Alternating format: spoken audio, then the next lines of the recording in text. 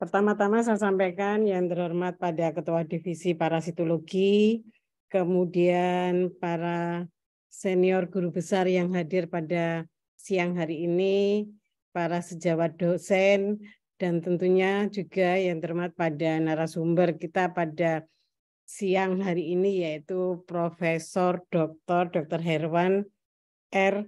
Wisnu Nur Cahyo sebagai narasumber pada siang hari ini.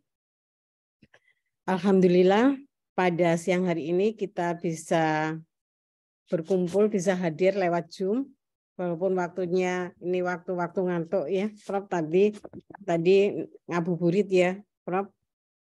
Pada acara webinar penyusunan proposal pengabdian masyarakat dengan topik pemberdayaan masyarakat dalam bidang kesehatan hewan dan peternakan.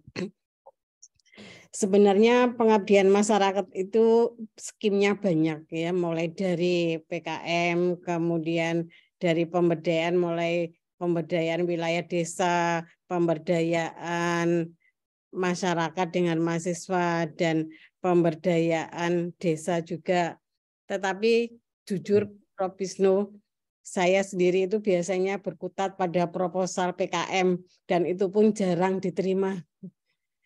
Karena ya dengan berbagai kekurangan mungkin.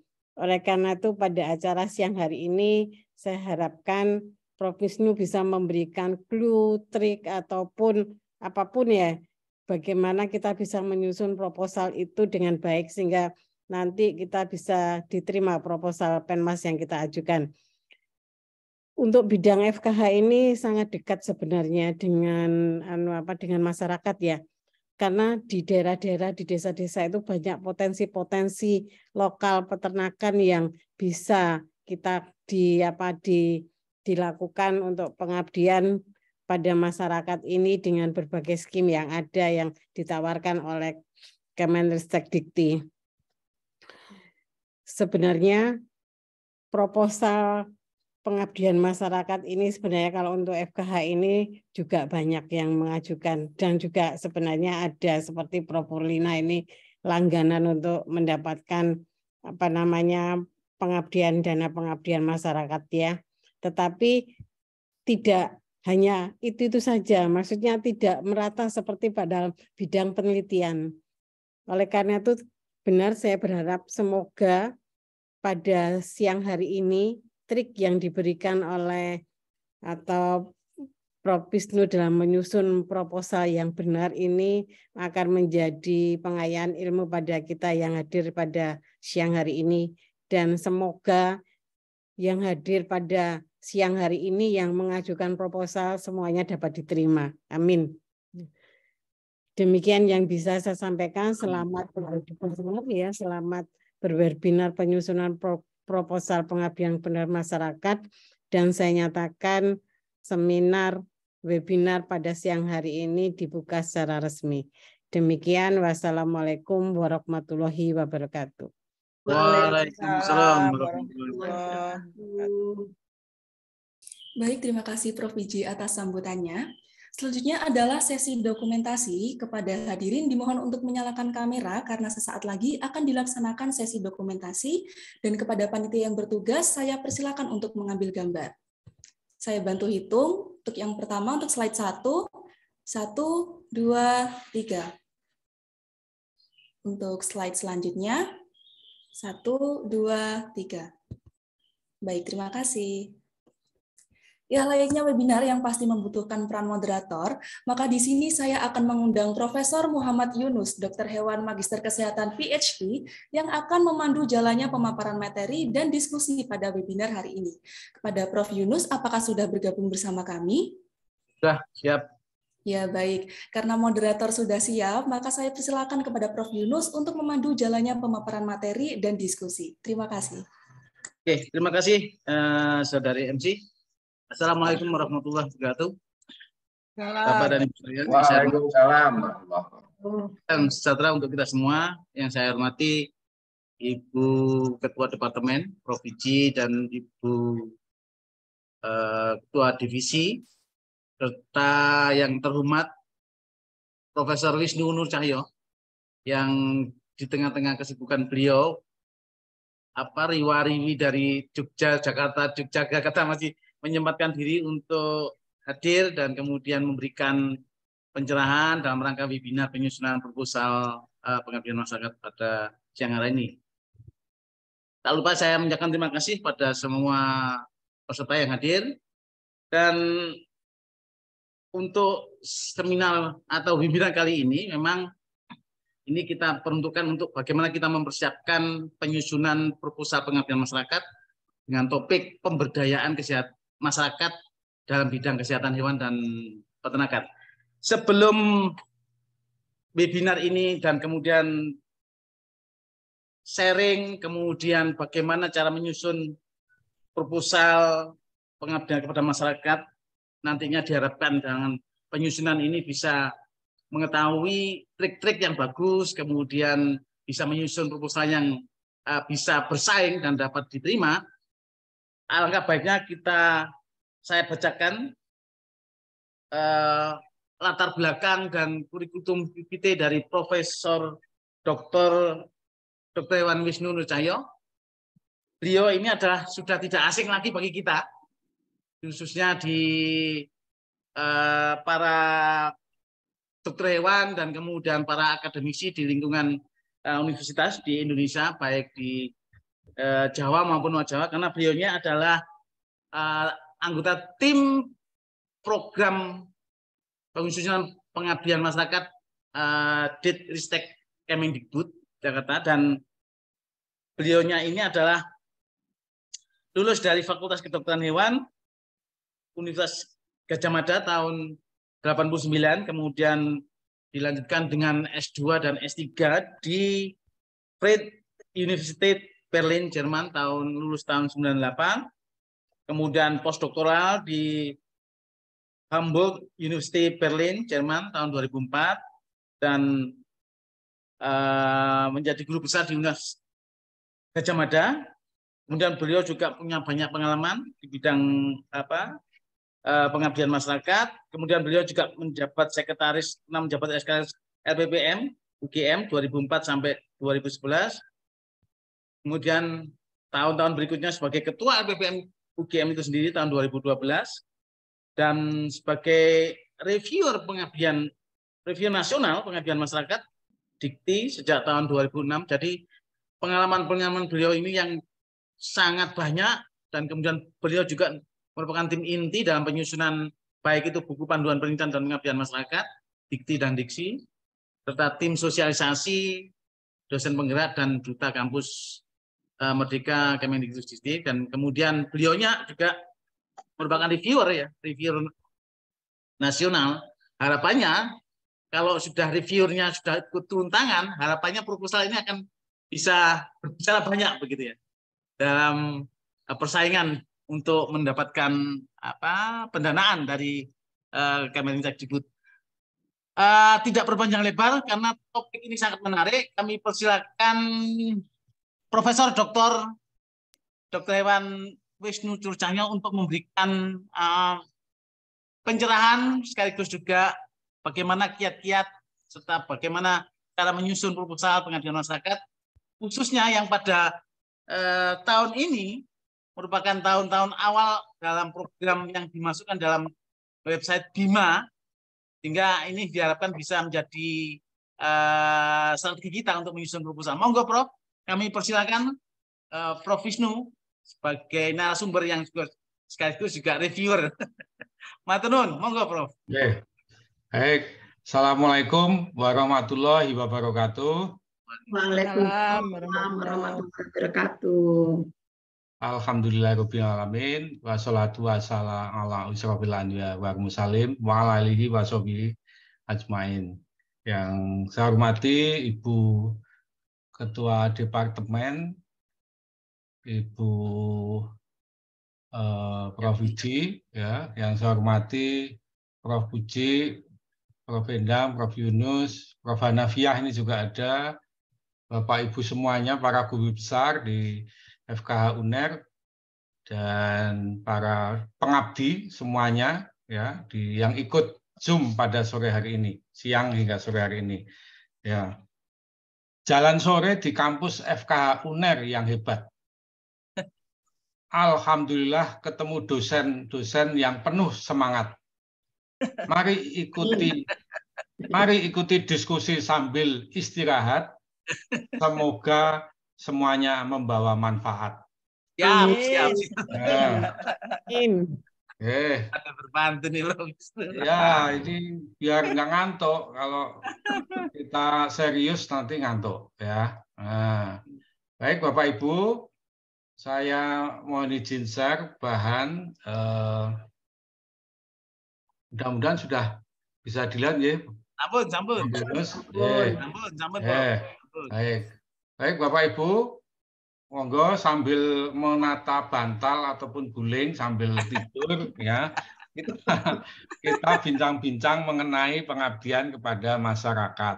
Nah, jadi selama ini kalau kita lihat itu kan Bapak Ibu banyak yang hanya di pendidikan ya, ngajar ya.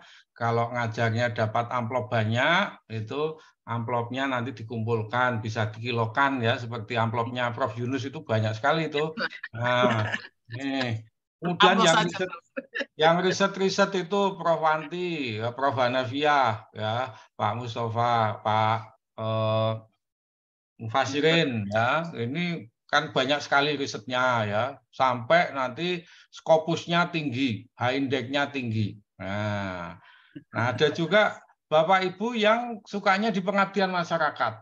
Ya, monggo nanti kita lakukan pengabdian masyarakat dengan baik. Tapi akan lebih baik kalau Bapak Ibu menggabungkan 3 tridharma itu dengan baik ya. Artinya menghubungkan antara dharma pendidikan, penelitian dan pengabdian masyarakat ya. Sehingga kita menjadi dosen itu menjadi suatu berkah yang nanti akan memberikan manfaat bagi masyarakat juga. Nah, kalau menjadi peneliti paling tidak itu kan ya nanti Scopus H-index-nya tinggi ya seperti Prof. Hanafiyah ya. Tapi kalau nanti Prof. Hanafiyah ke kampung, ke Gampong ya, kampung itu ini dari Aceh ini ya, istilahnya Gampong nanti.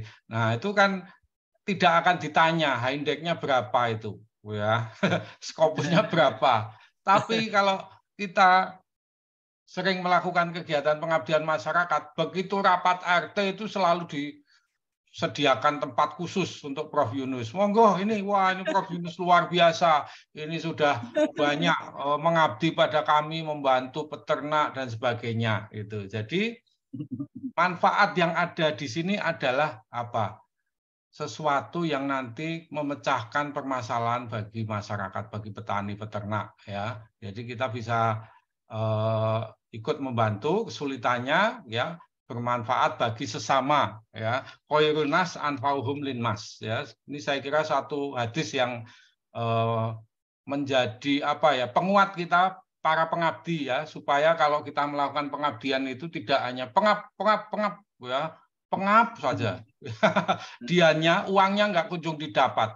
Mau berangkat sudah mikir, kumnya kecil. Wah, ngapain ikut webinar pengabdian, ngantuk mendingan tidur. Kita buat proposal penelitian saja. Nah, kemudian mau berangkat honornya kecil, bensinnya enggak ada, konsumsinya enggak ada. Nah, itu. Tapi kalau Bapak Ibu lakukan dengan baik ya, dengan penuh semangat bahwa ini semua akan bermanfaat bagi masyarakat ya, dan lillahi taala nantinya Bapak Ibu akan didoakan. Alhamdulillah, subhanallah, nanti didoakan ya Allah, semoga Prof. Fuji selalu panjang umur, Prof. Endang rezekinya lancar, sukses, dan semuanya selalu dalam lindungannya. Nah, ini manfaat dari pengabdian. Akhirnya apa? Kita mendapat pahala. Nah, itu. Jadi berkahnya pengabdian itu pahala, Bapak Ibu. Udah jangan berharap terlalu banyak ya. Kita lebih mengarah kepada kemanfaatan. Baik Bapak Ibu, selama ini saya melihat ya di pengabdian masyarakat di dunia kedokteran hewan peternakan itu sifatnya hanya masih dalam kuadran pengabdian 1-0 atau 2-0 ya gitu. Jadi masih pelatihan, penyuluhan gitu ya. Penyuluhan di tempat yang RT 1, kemudian RT 2, desa 1, desa 2, kecamatan 1, kecamatan 2 diulang-ulang terus ya. Nah, mungkin ya sudah ada pengabdian 30 ya, aplikasi ITEK-nya.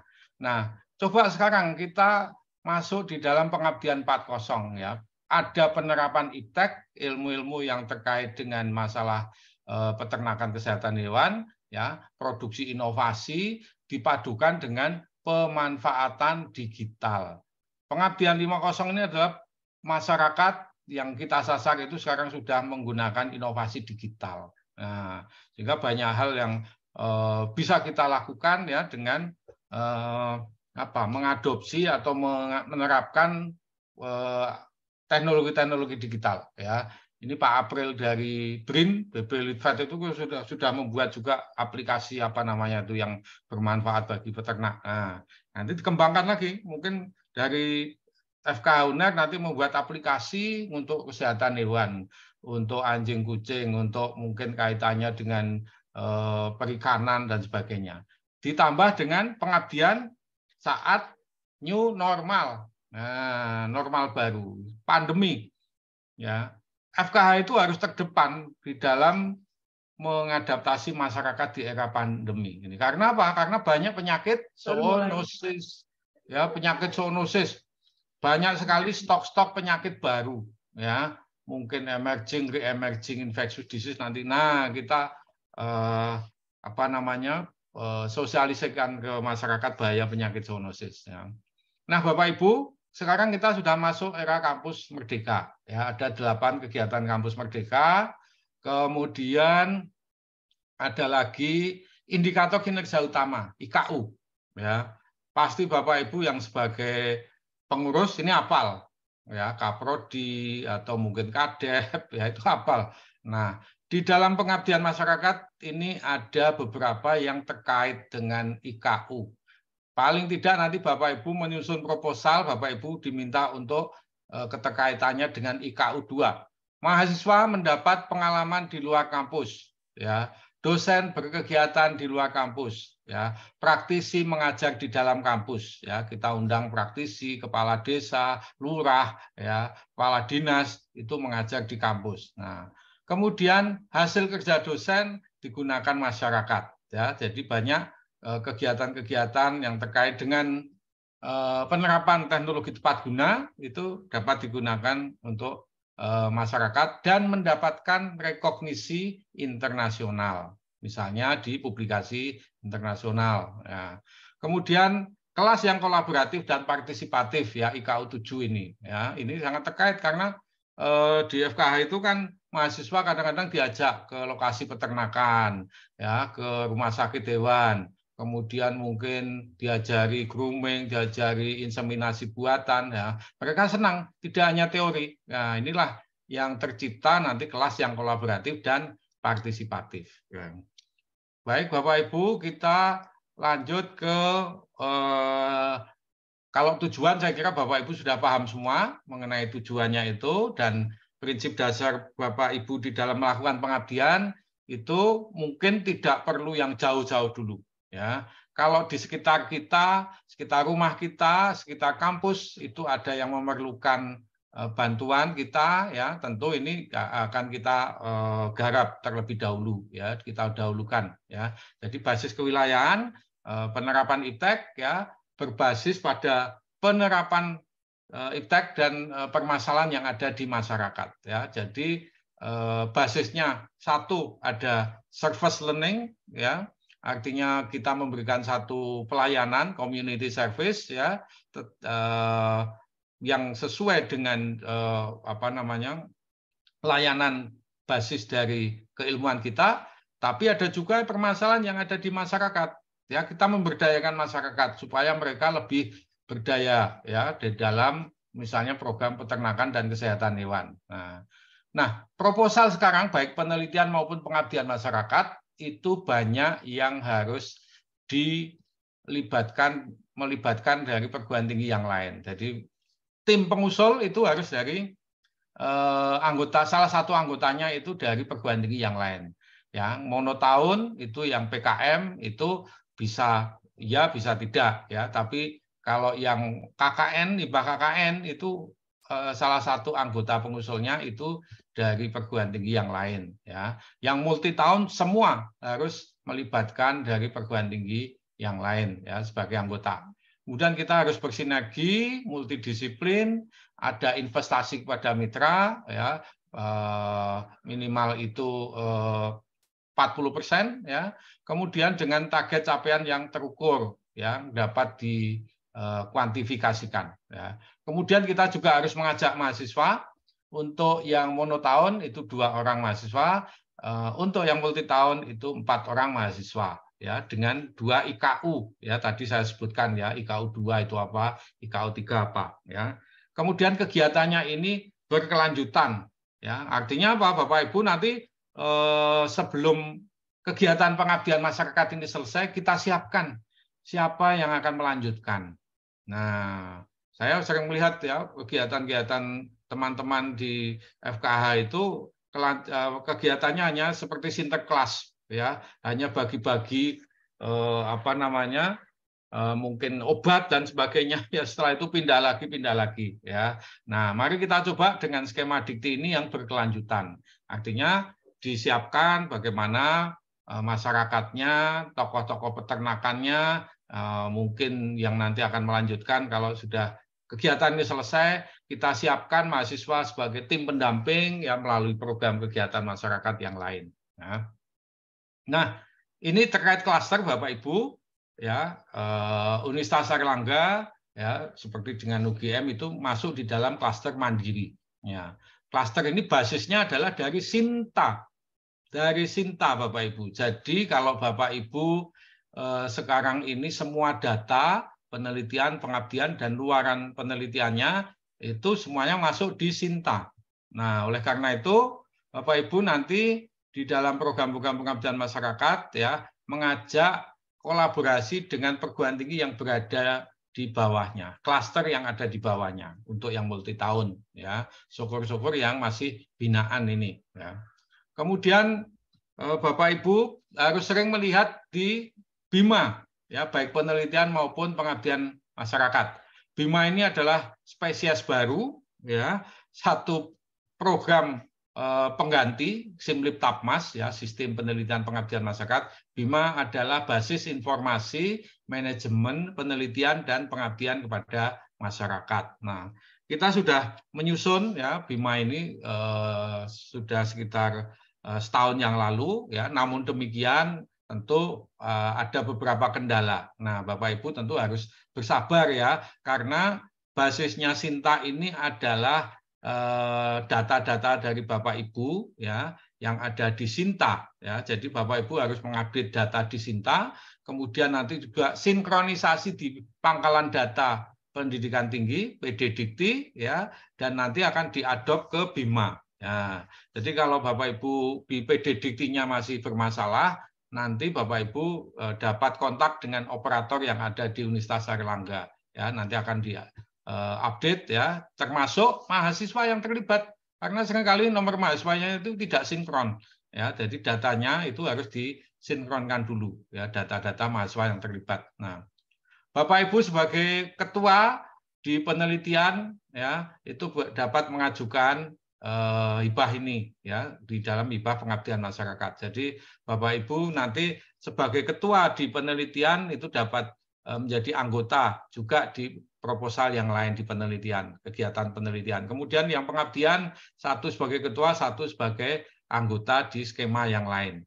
Nah, Bapak Ibu yang sudah sering memenangkan hibah PKM ya seperti Prof. Hur itu saya kira nanti juga harus bergeser ke yang multi tahun. Nah, saya berharap Bapak Ibu lebih banyak bermain di multi tahun ya, karena yang mono tahun itu hanya 50 jutaan, yang multi tahun itu paling sedikit 150 juta sampai 200 juta ya. Nanti ada hibah Kosa Bangsa namanya, yang baru ini namanya Kosa Bangsa, kolaborasi sosial membangun masyarakat. Itu dananya sampai 300 juta ya. Jadi ini adalah satu Kosa Bangsa ini hibah seperti matching fund tapi di pengabdian pada masyarakat. Bapak Ibu terkait dengan ketentuan yang lain nanti Bapak Ibu dapat membaca di buku panduan BIMA ya, termasuk pengelolaannya, alur pengusulannya ya, dan fokus ya. Bapak Ibu ini nanti memilih salah satu fokus dari 9 fokus yang ada ya, dan memilih juga satu dari 5 prioritas riset ya. Ini meskipun pengabdian tapi di situ Bapak Ibu harus memilih salah satu prioritas riset ya, namanya juga 5 prioritas pengabdian. Nah, jadi fokusnya yang pertama adalah kaitannya dengan ekonomi hijau, mungkin pertanian berkelanjutan, masalah peternakan, masalah biogas, masalah sampah, konservasi, ya, kemudian energi terbarukan. Ya. Kemudian ekonomi biru mengenai pesisir, kelautan, dan masyarakat yang terkait dengan perikanan. Ya. Kemudian ekonomi digital itu adalah misalnya pengembangan aplikasi, ya, pembuatan layanan berbasis teknologi untuk UKM, untuk koperasi susu, untuk koperasi peternakan, untuk kelompok nelayan. Ya. Itu basisnya adalah mengenai digital. Nah, Bapak Ibu juga dapat mengkaitkan dengan kesehatan. Ya, pengembangan alat kesehatan, pengembangan obat herbal atau non herbal, atau penanganan permasalahan stunting berbasis dari protein hewani misalnya.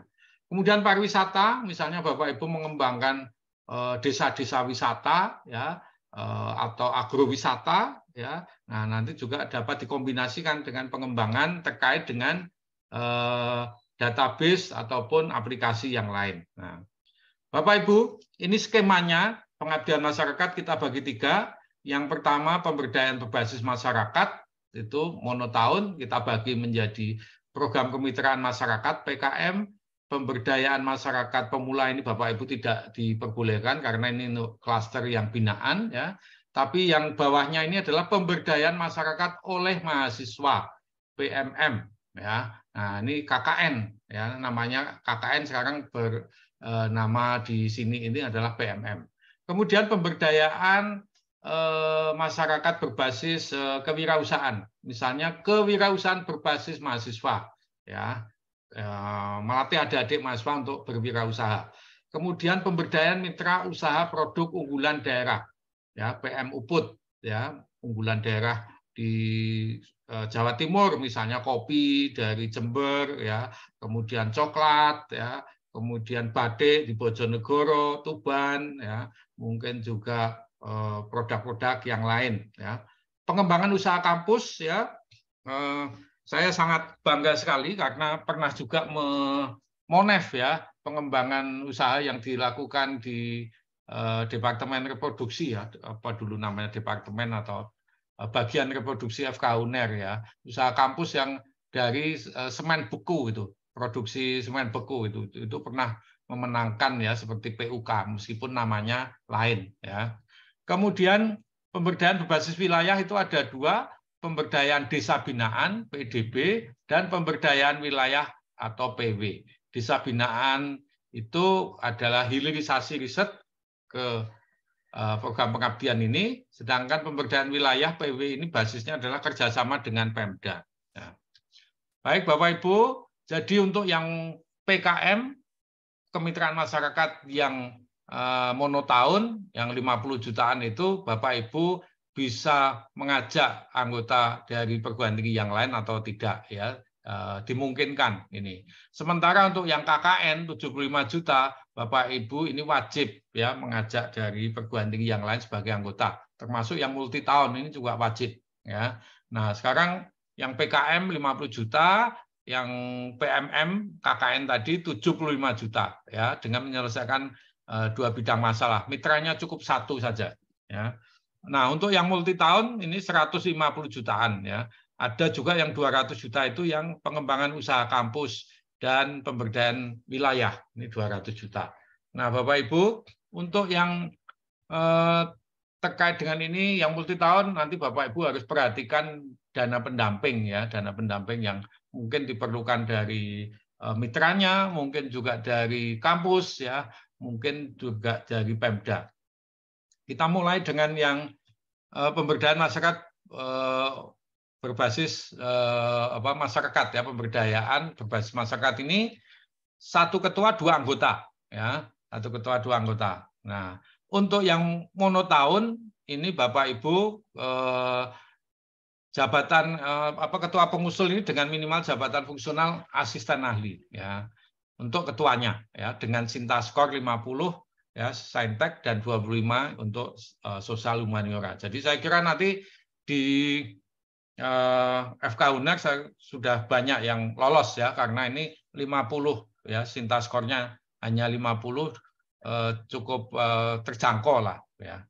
Nah, kemudian untuk skemanya yang PKM ini Bapak Ibu 50 jutaan ya, nanti melibatkan 2 mahasiswa, menyelesaikan 2 bidang masalah ya, kemudian secara multidisiplin timnya ya. Jadi Bapak Ibu harus mencari dari fakultas lain ya. Kemudian ada minimal 2 indikator kinerja utama IKU, jarak dari kampus UNER ke lokasi pengabdian itu maksimal 200 kilo atau dalam 1 provinsi ya, sehingga Banyuwangi juga terjangkau, Ponorogo, Pacitan, Madiun, Tuban, Bojonegoro juga masih dapat terjangkau. Nah, menyelesaikan 2 bidang masalah ya, 1 kelompok aja. Bapak Ibu memilih salah satu ya dari 3. Yang pertama adalah misalnya masyarakat ekonomi produktif, kelompok ternak, kelompok nelayan ya, atau industri rumah tangga UKM dengan 4 karyawan di luar anggota keluarga. Atau mitra sasaran yang mengarah ekonomi produktif ya, ini anggotanya 5 orang ya. Kelompok dasawisma, kelompok pokdarwis, kelompok ibu-ibu PKK, kelompok pengrajin, pengajian, kelompok ibu rumah tangga ya, dan sebagainya. Atau mitra masyarakat yang tidak produktif, itu bisa ya, misalnya sekolah ya, PAUD ya, SD, SMP, SMA, SMK ya, Karang Taruna, kelompok ibu rumah tangga, kelompok anak jalanan, RT, dusun, ya, posyandu, pondok pesantren, panti asuhan, ya, silakan. Durasinya adalah 8 bulan. Kemudian yang KKN ini, Bapak Ibu, dananya 75 juta, Bapak Ibu harus mengajak minimal 20 orang mahasiswa, yang nanti kegiatannya direkognisi MBKM minimal 5 SKS. Ini pasti lebih, karena 1 mahasiswa itu kan paling tidak dia juga masih mengambil mata kuliah yang lain, atau mungkin sedang skripsi, atau mungkin KS-nya KKN kan juga sudah cukup banyak. Nanti kalau ditotal kan cukup banyak. Ini ditotal, jadi pasti akan terlampaui. Menyelesaikan 2 bidang masalah dan memiliki mitra yang ada di desa, ya. Mungkin juga nanti ada dana pendamping dari Pemda atau dari institusi yang lain nanti bisa dimasukkan. Nah, di sini.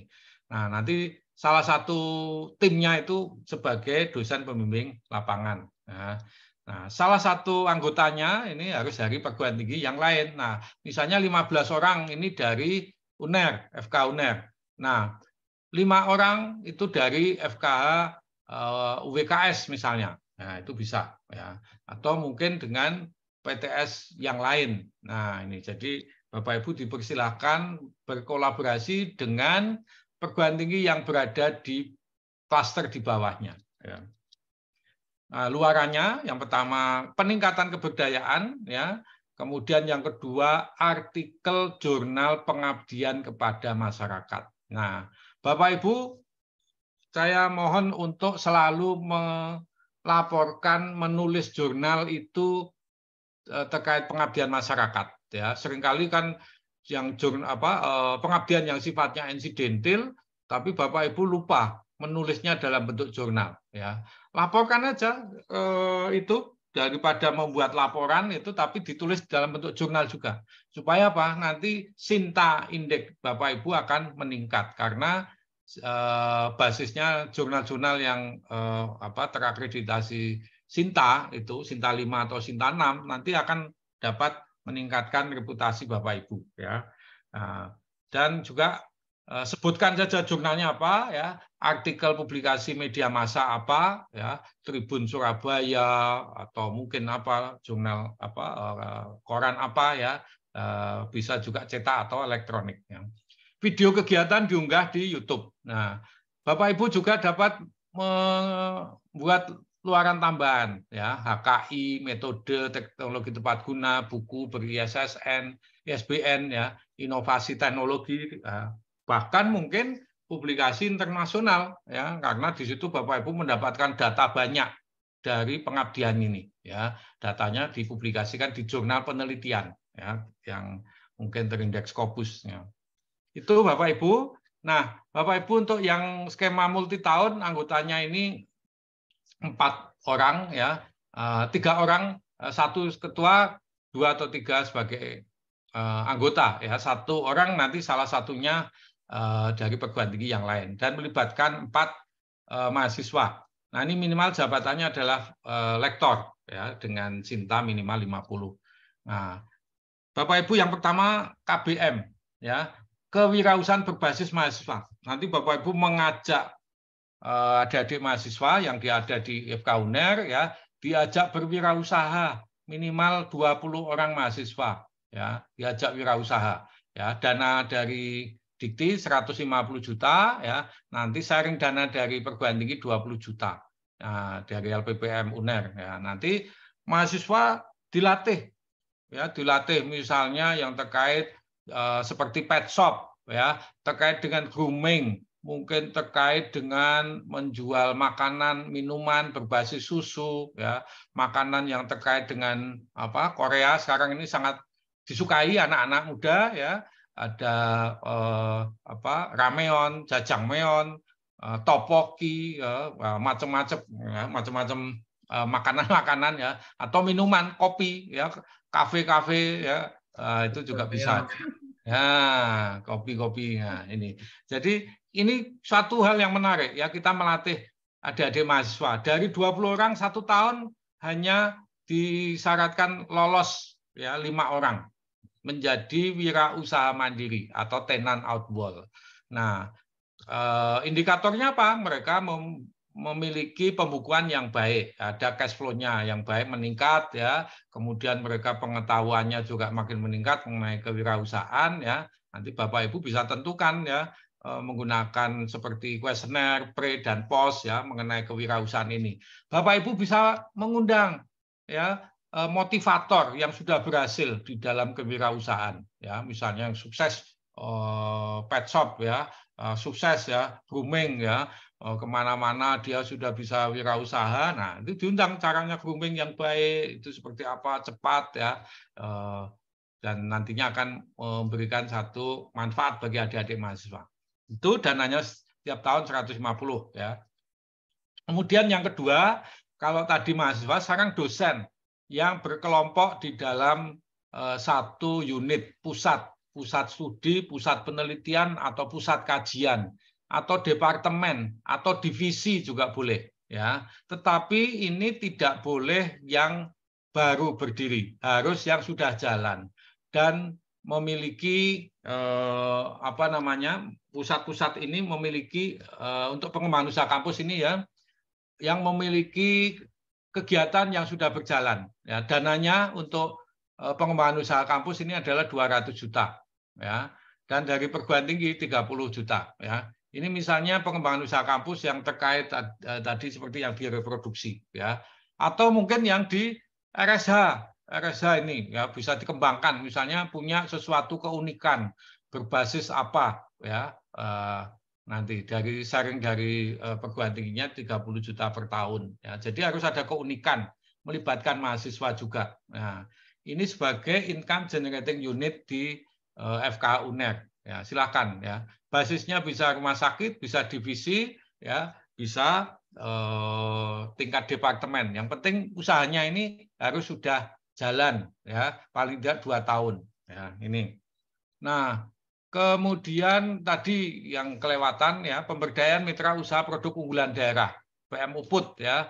Misalnya ada unggulan daerah coklat, ya, di Jember tadi, kemudian di Malang apel Malang, ya, ada keripik, ya. Ini namanya unggulan daerah. Mitranya adalah mitra usaha yang omsetnya per tahun ini memiliki 150 juta per tahun, ya. Jadi bukan wirausaha, mitra usaha yang baru, tapi yang sudah jalan, ya, yang masih memerlukan pendampingan dari Bapak Ibu, ya, dari sisi apanya, ya, nanti dapat dilihat di contohnya. Ya.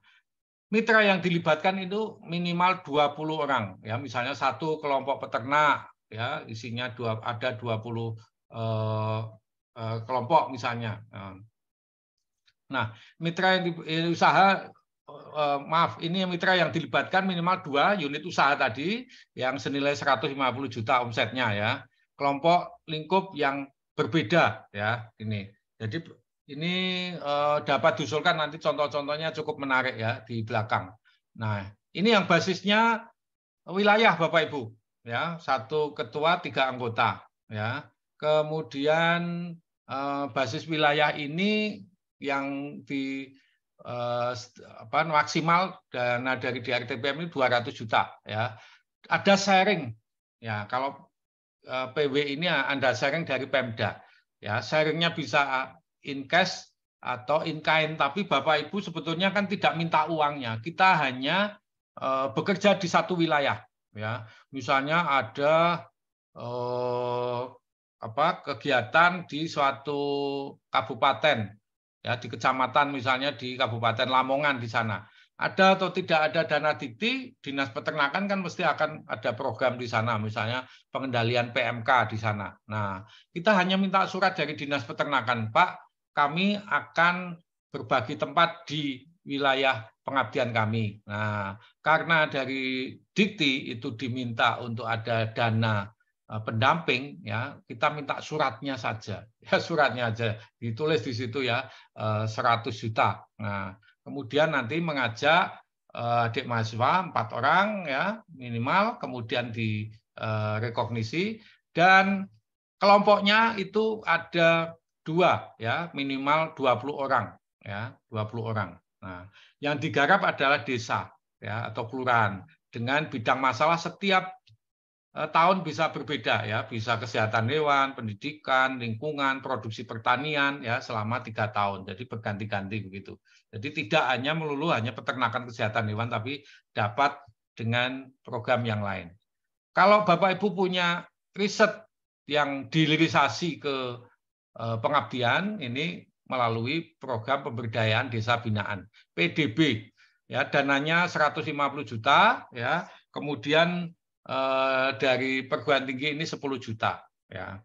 Nah, daerah yang digarap ini desa dengan melibatkan 2 kelompok masyarakat, ya, misalnya 20 orang dalam satu kelompok kelompok ternak, ya, kemudian yang lainnya kelompok tani atau kelompok wanita tani, ya, dan sebagainya, ya. Nah, ini luarannya sama, ya, saya kira secara umum untuk luaran pengabdian. Nah, ini Bapak Ibu, aturan penulisan, Bapak Ibu, kita masuk ke cara penulisan, ya. Yang paling banyak keliru itu adalah di dalam penulisan citasi, ya, Bapak Ibu, ini harus menggunakan citasi Vancouver, ya, dan jumlah kata. Nah, ini formatnya, nanti Bapak Ibu langsung di Bima nanti akan menjumpai seperti ini, ya. Usahakan di mitra itu ditulis, ya, meskipun dalam bentuk in-kind, dananya berapa, dirupiahkan, ya. Nah, ini formatnya ada pendahuluan, permasalahan apa, metode apa, ya. Nah, di dalam pendahuluan Bapak Ibu mengisi 1000 kata, ya, mengenai analisis situasi permasalahan. Jadi jangan menceritakan mengenai tinjauan pustaka, ya, tinjauan pustaka terkait dengan kebijakan pemerintah, tidak perlu, tapi mungkin, ya, disinggung sedikit, langsung saja bagaimana Bapak Ibu menjelaskan deskripsi desanya, ya, misalnya desa duduk sampean, ya, saya pernah ke Lamongan itu duduk sampean, namanya kok aneh. Nah, batasnya di sebelah utara itu desa apa, sebelah timur apa, selatan apa, ya, kemudian penduduknya berapa, pendidikannya seperti apa, mata pencariannya seperti apa, ya. Mitranya itu kelompok ternaknya punya ternak apa saja. Nah, ternak yang mitra yang diusulkan ini adalah misalnya IT, ya, populasinya berapa, permasalahannya apa, ya. Nah, itu jadi diceritakan. Kalau yang terkait dengan ekonomi, ya, diceritakan bagaimana kondisi existing hulu hilir usahanya, ya. Kemudian kaitkan juga dengan MBKM, IKU, ya, dengan fokus kegiatan yang sesuai, ya. Kemudian rumuskan di dalam masalah prioritas mitranya tadi, ya, 500 kata, ceritakan itu fokusnya, minimal 2 bidang masalah. Solusi ini 1.500 kata, ya, 1.500 kata itu nanti solusinya ditulis yang kuantitatif, ya, yang menunjukkan kondisi sebelum dan sesudah kegiatan pengabdian ini dilakukan, ya. Uraikan hasil riset itu di sini, ya, yang terkait dengan kegiatan pengabdian masyarakat ini. Kemudian metode, Bapak Ibu, ceritakan metodenya seperti apa, ya, mulai dari persiapan, pelaksanaan, monef, keberlanjutannya seperti apa, ya. Kemudian juga partisipasi mitranya itu apa, ya, yang dilakukan, ya, evaluasinya, ya, tugas dan anggota tim, ketua sebagai tugasnya apa, anggota apa, ya, mahasiswa, ABCD semuanya. Yang terlibat di situ, nomor induk mahasiswanya, kemudian juga rekognisi mata kuliahnya, ya, yang dilibatkan di situ. Daftar pustaka, fund cover, ya, gambaran iptek ini ringkasan dari metode, bisa juga cara kerja dari satu alat, ya, atau metode yang Bapak Ibu terapkan di situ dalam bentuk skematis, flowchart. Jangan lupa tetap dinarasikan 500 kata, ya. Dan semua proposal Bapak Ibu mohon ditambahkan foto-foto aktivitas, ya, foto-foto sedang IB, sedang ada teman-teman dari Parasit sedang mengambil feses, ya. Kemudian ada sampah yang menggunung, feses yang menggunung belum diolah, ya, polusi di kampung yang bau, ya, sedang menutup hidung misalnya.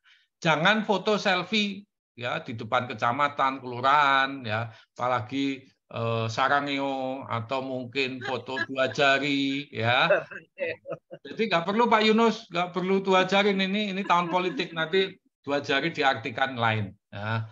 Itu gambaran iptek. Peta lokasi seperti Google Map, ya, kita pesan GoFood nanti, Bapak Ibu kalau pesan GoFood nanti sore untuk buka bersama, itu nanti dilihat, ya, lokasinya di mana, langsung dari kampus, dari FK UNER ke lokasi pengabdian itu berapa kilometer, ya, berapa jam, itu bisa dilihat, ya.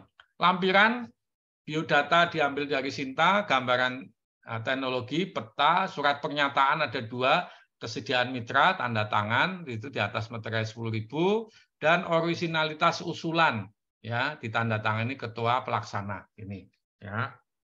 Kemudian anggaran honor ini maksimal 15%, biaya teknologi inovasi minimal 40%, ya, komponen biaya pelatihan maksimal 25%, komponen biaya perjalanan 15%, biaya lainnya maksimal 5%. Ya, nanti Bapak Ibu lihat di sini, ya, untuk biaya teknologi inovasi tidak boleh beli tanah, tidak boleh beli motor, tidak boleh renovasi ruangan, tidak boleh beli komputer, laptop, HP, printer, ya, dan tidak boleh beli furniture, ya. Biaya pelatihan tadi 25% maksimal, ya. Kemudian perjalanan dalam negeri maksimal 15%, ya. Komponen biaya lainnya untuk luaran nih 5%, ya. Banyak contoh Bapak Ibu, ya. Misalnya terkait PKM ibu-ibu PKK, ya, mendukung pekarangan untuk mendukung ketahanan pangan, ya, misalnya hidroponik, aquaponik, ya, vertikultur, ya, dan sebagainya, ya. Cukup disebutkan PKM ibu-ibu PKK, PKM para pemulung melalui program bank sampah, ya. Nah, nanti berbasis reduce, reuse, recycle, misalnya di kampung di Sidotopo, ya, atau mungkin di mana Menanggal atau di mana, ya, nanti sebutkan, ya, lokasinya.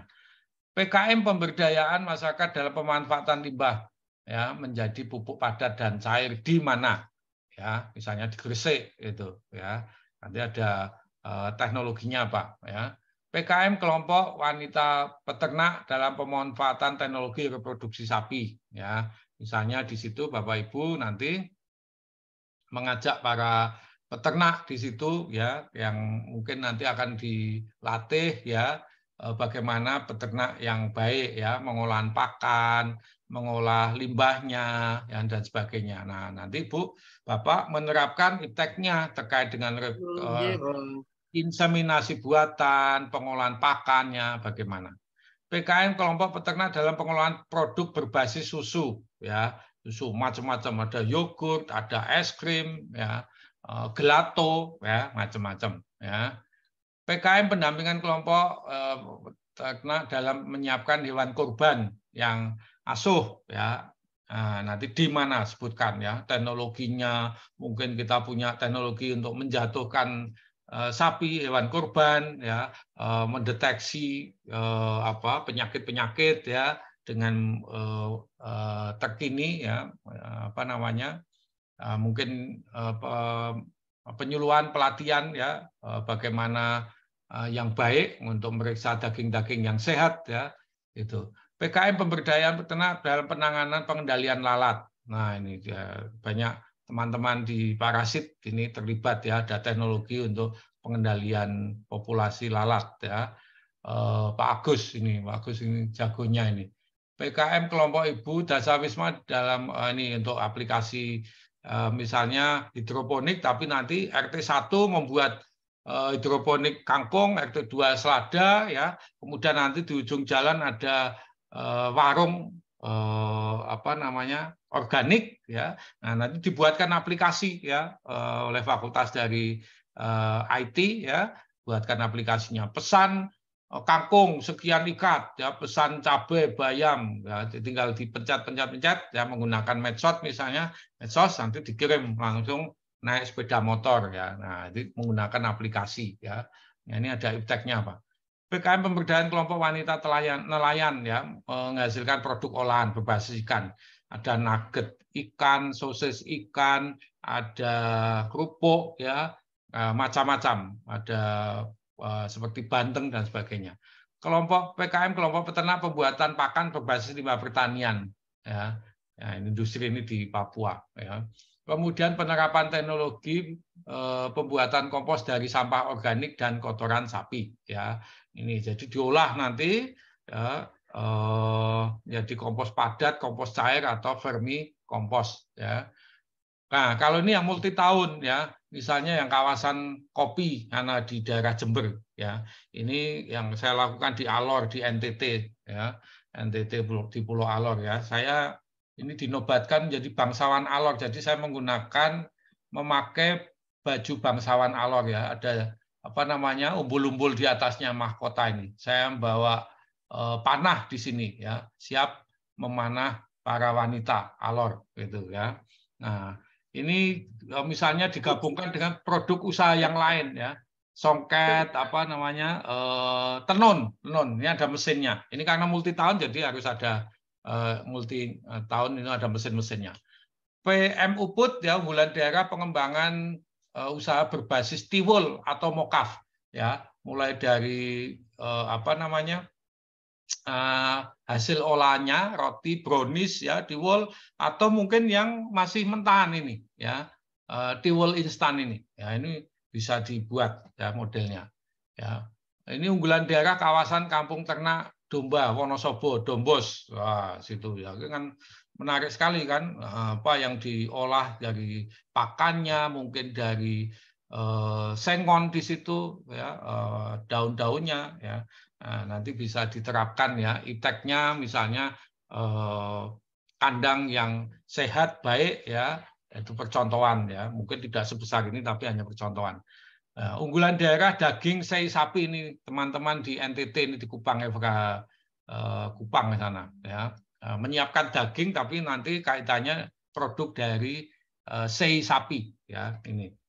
Kemudian unggulan daerah aneka olahan ikan bandeng ya, diolah itu ya menjadi bakso ikan, amplang ikan ya. Ada mesin untuk mengolahnya, melumatnya, kemudian mesin untuk mencetaknya, ada mesin untuk peniris minyaknya misalnya kalau dibuat amplang ya, dan sebagainya. Ada aplikasinya, ada websitenya untuk penjualan ya. Karena multi tahun ya. unggulan daerah sutra alam dari ulat ketela pohon ini di Solo, ya, di Wonogiri. Itu banyak ulat sutra, tapi dia tinggal di tanaman ketela pohon. Nah, ini ternyata juga menghasilkan apa namanya kepompong. Kepompongnya dipintal juga, ya, nanti dibuat jadi baju. Nah, ini. Nah, kemudian unggulan daerah diversifikasi produk olahan dari salak, ya, berbasis zero waste, ya. Bumbu rujak salak, pia salak, dodol salak, manisan salak, ya, ada salak wine dari salak, ya, pia salak, ya. Kemudian ini zero waste artinya semuanya, ya, daunnya bisa dibuat untuk tempatnya itu, ya, dianyam, ya. Kemudian bijinya ini bisa dibuat untuk kopi salak, ya. Kemudian ini yang pemberdayaan wilayah CSR pengembangan integrasi sapi dan sawit, ya, misalnya ini kalau di luar Jawa, ya, pengembangan wilayah kawasan wisata, ini di Gorontalo, ya, di Gorontalo, di sana ada kelelawar, ya. Ini gambarnya kelelawar, ya, saya foto 1 bulan sebelum COVID, ya, bulan Januari 2020, ya, Februari ada COVID, ya. Kalau orang mengatakan COVID itu dari kelelawar dari Indonesia itu salah, ya, karena saya pegang ini saya nggak kena COVID, ya, dan masyarakat di peternak kelelawar di sana itu tidak ada satupun yang kena COVID. Tapi setelah diekspor ke Wuhan, ini kan diekspor, ya, satu tahun itu 3 kali pengiriman, ya, kelelawar ini ke Wuhan itu dibuat sup, ya, sup dari kelelawar ini, sayap selelawar. Ini saya meringis-meringis karena bau kelelawar itu seperti bau keringat, perengus itu, ya, jadi bau sekali. Ya, jadi ini. Nah, ini jadi Bapak Ibu bisa kombinasikan dengan masyarakat kegiatan ekonomi kreatifnya apa, ya. Kemudian desa binaan Minapadi dalam mewujudkan kawasan sentra perikanan darat. Nah, itu produk-produk apa? Perikanannya, ada tekniknya, ya, mungkin dengan teknik budidaya ikan yang baik, produksi pakan ikan dari bermacam-macam, ya, kemudian dibuat kulinernya, ya. Desa binaan pemberdayaan peternak dan pemulung sampah, ya, ini di Jogja itu ada di Piungan, ya, itu luar biasa, ya, menggunung banyak sekali. Jadi Bapak Ibu gimana caranya mengurangi bahaya atau mungkin memberikan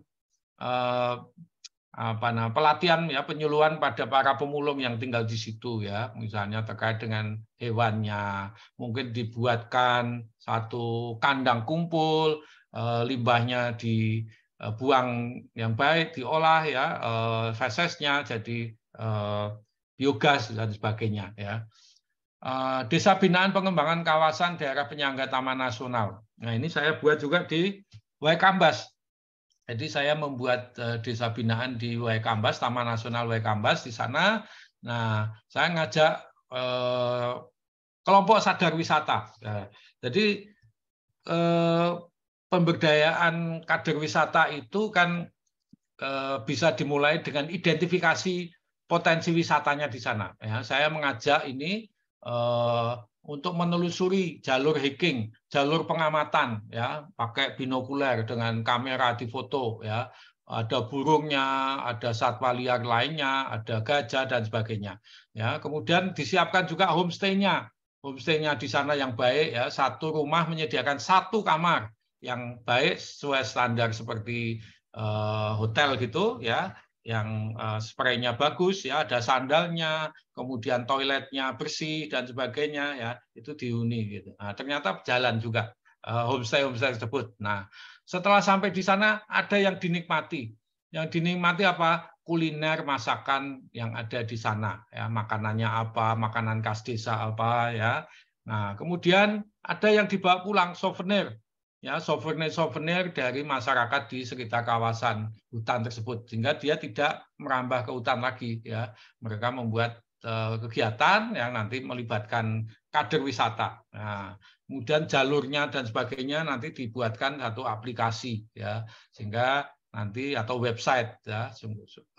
Kalau ingin melihat di sana kita akan mudah, ya, Sehingga nanti di dalam genggaman misalnya mau ke Ngawi ya, wisata di Taman Suryo di sana, apa yang harus dilihat di sana, kemudian nanti makanannya apa, tinggalnya di mana ya, itu bisa dibuatkan. Desa binaan pemberdayaan masyarakat menuju desa mandiri pangan sehat. Nah, ini seringkali kan kita bingung ya, ada satu desa yang miskin, tapi sebetulnya kan kita bisa memberdayakan mereka dari berbagai sisi ya, jadi digarap semuanya. Ya, dari perikanannya, peternakannya, pertaniannya, ya, integrated farming. Ya. Desa binaan aneka produk sentra kambing peranakan Etawa, ini di Kokap Hargotirto, ya, Kecamatan Kokap Kulon Progo. Di sana memang sentra kambing PE, ya. Nah, kita berdayakan di tahun 2014 itu menjadi juara nasional, pernah di sana di Hargotirto, ya. Jadi saya ikut di sana dari programnya LPPM UGM, ya, periksa kesehatannya, kemudian juga ini juga sudah dikenal sampai keluar Jawa, ya, jadi pesan kambingnya bisa online di situ, ya, ada percontohan kandangnya dan sebagainya, ada produk dari susu kambing, dari permen, ada susu yang siap minum dan sebagainya. Desa binaan pemberdayaan kambing PE tadi sudah kandangnya, ya, hijauan pakannya, ya, dan sebagainya. Kemudian desa binaan sentra pemberdayaan peternak ayam Joper itu ada di Solo, Sukoharjo di sana, ya. Ini jadi bisa diusulkan. Desa binaan aneka produk dari kulit ternak, ya, kulit ternak, ada krecek, ada menghasilkan tas, ya, ada kulit-kulit dari sapi, dari domba, ya. Nah, itu ada teknologinya seperti apa. Produk desa binaan ini di Padang, ya, Universitas Andalas itu rendang tapi dari daging itik, ya, itu. Kemudian mulai dari teknologi penetasannya, ya, ada mesin penetasannya, ya. Kemudian di situ ada teknologi terkait unggas itik, ya, sampai dibuat pasca panennya, ya, rendang itik, telur asin, ya, dan sebagainya. Itu Bapak Ibu. Jadi Bapak Ibu, bagaimana kita nulis proposal Bapak Ibu, ya, perlu ada strategi. Nah, yang pertama kita siapkan tim yang multidisiplin.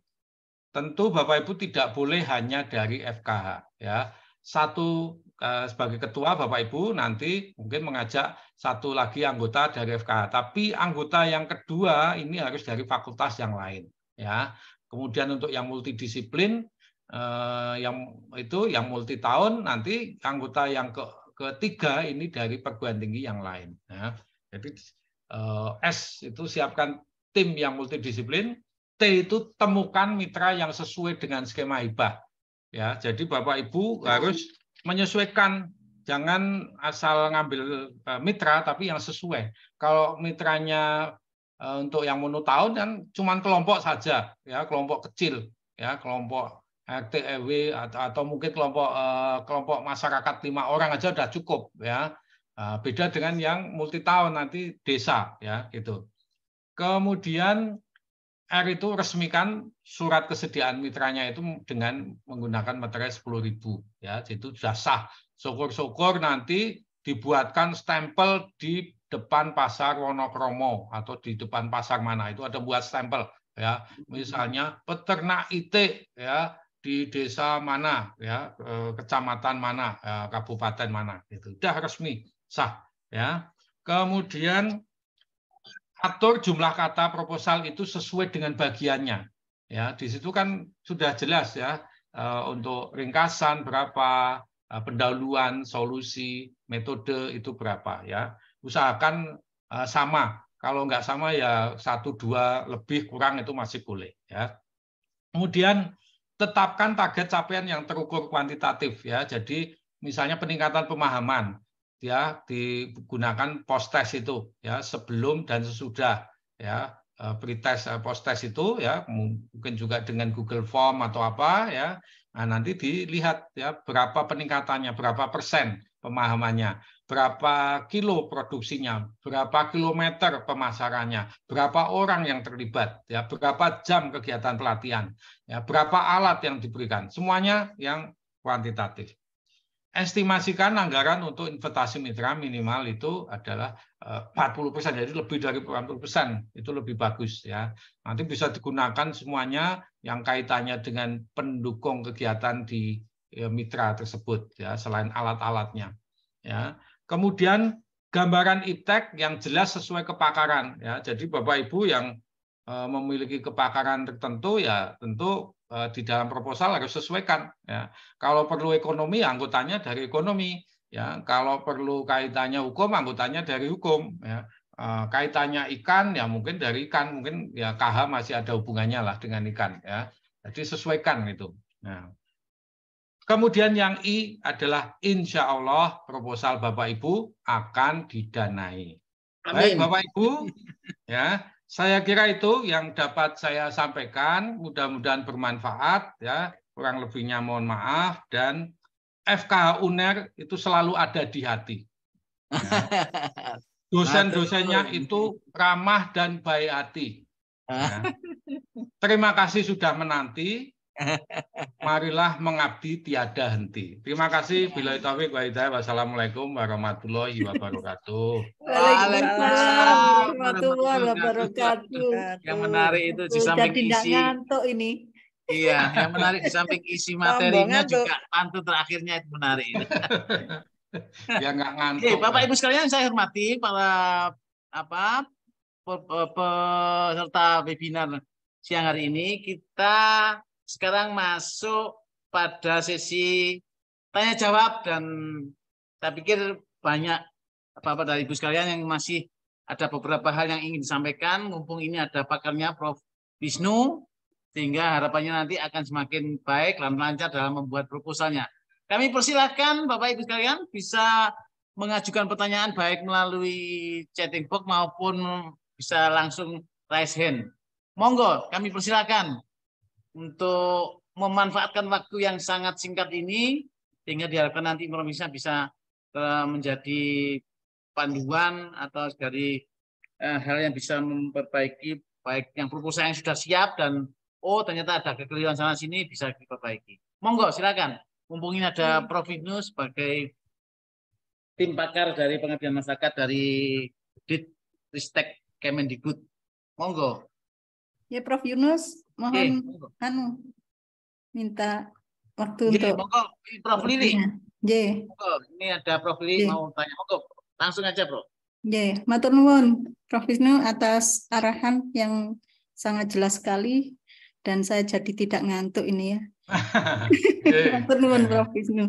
Begini Prof, misalnya kita kan insya Allah lah kalau nutut waktunya ini saya akan insya Allah membuat, kemudian arahan dari Prof. Wisnu tadi mengenai desa binaan, Prof. Desa binaan wilayah, pengembangan wilayah desa binaan, misalnya saya mengangkat satu desa binaan itu, misalnya 1 tahun pertama saya menggarap A, misalnya program A. Kemudian program A itu berjalan, sudah, kemudian ada pengembangan untuk tahun kedua, pengembangannya apa harus sama, atau kita bisa berubah dari pengembangan program pertama itu. Kan itu kan multi tahun, Prof, sampai 3 tahun. Ya. Dan maksimal program untuk tahun pertama itu berapa program? Maksudnya iptek yang diinikan. Kemudian untuk program kedua itu keberlanjutan program tahun pertama, atau dari pengembangan program tahun pertama ini kita mau ke program apa tahun kedua itu? Begitu, Prof. Matur nuwun. Baik, ya. Langsung ya. Langsung saja, Bro. Langsung saja, Bro, biar enggak lupa. Jadi Prof. Lili nanti bisa membuat kegiatan untuk PDB ya, desa binaan itu setiap tahun itu harus berganti, Bu. Harus berbeda ya. Jadi bukan peningkatan tapi memang harus beda ya. Malah mudah ini kalau PDB ini. Kalau basisnya peternakan ya tinggal ganti-ganti aja. Misalnya di situ ada potensi ternak kambing, ada potensi sapi, ada potensi itik. Nah, ganti-ganti tiap tahun. Nah, nanti kan kelompok masyarakatnya kan 2 ya. Minimal kan 20 orang. Ya. Misalnya tahun pertama kelompok sapi 20 orang ya. Tapi kan harus 2 kelompok ya. Yang satu kelompok tani ya misalnya. Kelompok tani kan punya paguyuban, dia memproduksi menghasilkan damen atau apa yang nanti bisa diolah jadi pakan untuk sapi ya, misalnya contohnya seperti itu. Tahun kedua ganti lagi boleh ya, bisa berganti topik di luar peternakan juga boleh ya, yang sesuai dengan potensi yang ada di situ. Misalnya gantinya perikanan boleh tahun kedua ya, boleh juga tahun kedua ekonomi kreatifnya ya, yang mendukung kaitannya dengan potensi yang ada di situ. Misalnya sesuai dengan rencana pembangunan jangka menengah desa RPJMDes ya, itu kan ada nanti. Diminta aja Pak Kepala Desa nanti pengembangannya apa toh? Oh, kami ingin mengembangkan desa wisata. Sudah, buat agrowisata berbasis peternakan tapi dikeroyok dari berbagai sisi ya. Jadi itu Bu. Jadi bukan program pertama itu dikembangkan lagi apa enggak ya, bisa berubah dari itu? Enggak berubah. Kalau yang di pengabdian berbasis wilayah ini setiap tahun bisa berubah. Monggo ya. Karena ini nanti misalnya kaitannya dengan pengembangan BUMDes, Badan Usaha Milik Desa. Ya, kalau misalnya dikaitkan dengan nanti di BUMDesnya di kawasan Batu Malang ya, itu kan banyak sapi perah di sana. Nah, itu kan unggulannya kan susu sapi perah. Mungkin dengan wisata berbasis sapi di sana. Nah, itu. Jadi harus dua mitranya Prof. Ya, mitranya 2 kelompok. Ya. Misalnya mitranya itu sudah, misalnya kita mau mengangkat di daerah, misalnya ada mitra, misalnya saya menggunakan tempat kelahiran saya Lumajang misalnya di situ ya. Iya. Kemudian di situ kan ada satu wilayah yang harus memang wilayah itu butuh pendampingan dan ada satu mitra yang masih butuh pendampingan, tidak ada mitra lain, bagaimana begitu, Prof? Mitranya itu kan dibentuk sendiri, Bu. Ya, jadi Ibu membentuk sendiri ya, ya kita buat aja, ya buat aja mana yang mungkin nanti sanggup lah melaksanakan program itu. Ya. Betul, tapi itu hanya satu misalnya pada desa ya dibuat, itu. Ya dipecah tuh. Oh, dipecah. Dengan nama kan 20. Iya kan? Pong RT 1 dengan RT 2. Tapi namanya misalnya namanya satu mitra itu hanya satu nama, tapi nanti bagiannya dikelompokkan begitu toh? Dikasih nama yang lain, Bu. Yang satu Mawar, yang satu Melati, ya gitu.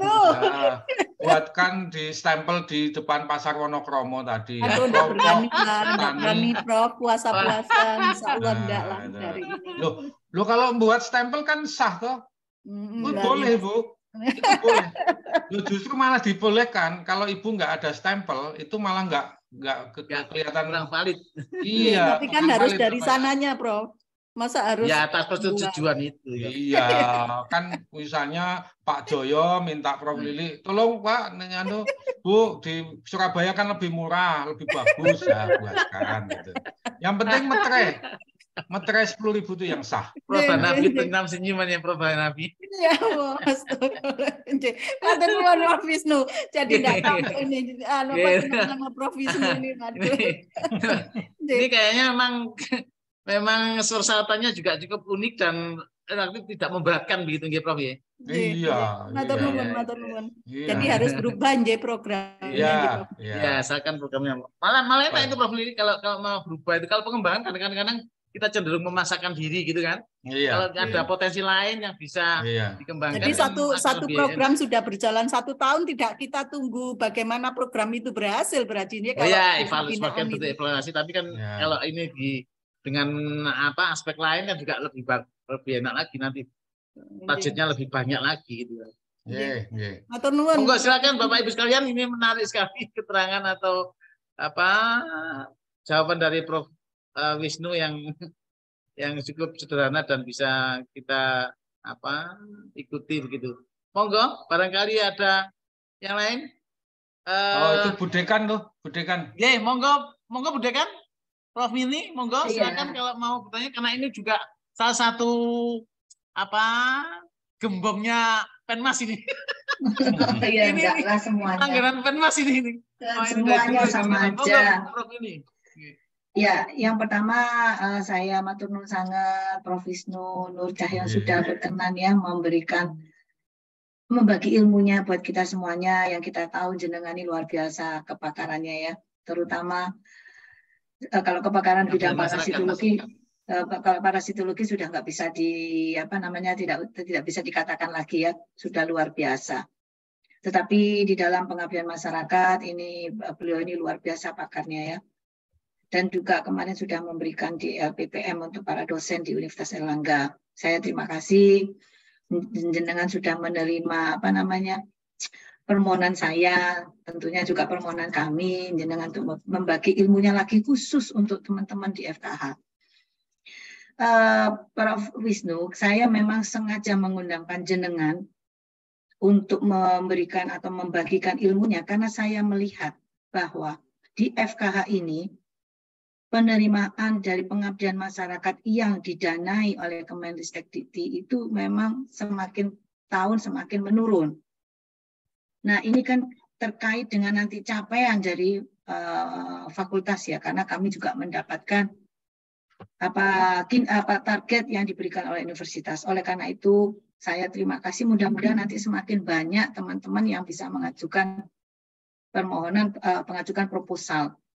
Walaupun tidak hadir di sini, tetapi nanti bisa semacam orang Jawa mengatakan getok tular ya, Prof. Wisnu ya. Kemudian saya juga mohon maaf tadi tidak bisa hadir pertama kali karena saya ada rapat dengan Pak Rektor terkait dengan penetapan mahasiswa baru jalur internasional. Jadi alhamdulillah FKH dapat banyak tahun ini. Alhamdulillah ya, masih gelombang satu. Nah, kemudian yang ingin saya tanyakan adalah tadi Prof. Wisnu sudah menyampaikan terkait dengan desa binaan ya. Nah, desa binaan ini yang tadi malam saya sudah rapat dengan Komisi 4 Senat. Di mana Komisi 4 itu adalah membawai penelitian pengabdian masyarakat. Kemarin kita rapat mulai jam 8 malam sampai jam 9 lebih ya, sedikit. Nah, kok ya kebetulan ini terkait dengan desa binaan dan sudah saya sampaikan pada Ketua Komisi Prof. Retna bahwa kami sebetulnya ingin, FKH ini ingin mempunyai suatu tempat yang dinamakan desa binaan. Nah, desa binaan ini kan semacam profil ya, semacam tempat di mana di situ kita bisa nanti mengembangkan desa itu nanti menjadi mandiri. Saya tidak ingin ada hit and run. Ya, kalau semacam ini kan hit and run. Nah, kalau hit and run itu kan kita tuh tidak yang saya lihat itu lebih banyak nanti transport konsumsi transport konsumsi itu pusing saya kalau sudah. Jadi sebetulnya apa yang bisa kita berikan untuk masyarakat itu sebetulnya itu ya makna daripada pengabdian masyarakat, bukan kita jalan ke sana balik ke jalan sana tetapi kita tidak meninggalkan apa-apa. Itu yang saya sangat menyayangkan. Oleh karena itu tadi sudah disampaikan bahwa dari pengabdian masyarakat untuk desa binaan itu kan boleh berpindah dari tahun ke tahun itu topiknya ya. Topiknya betul. Nah, apakah kalau misalnya kita tidak berganti topik, karena kan sebetulnya kita ingin mempunyai satu topik tapi kita ingin mengentaskan mereka. Jadi satu topik ini kita giring, kita bawa, kita kawal.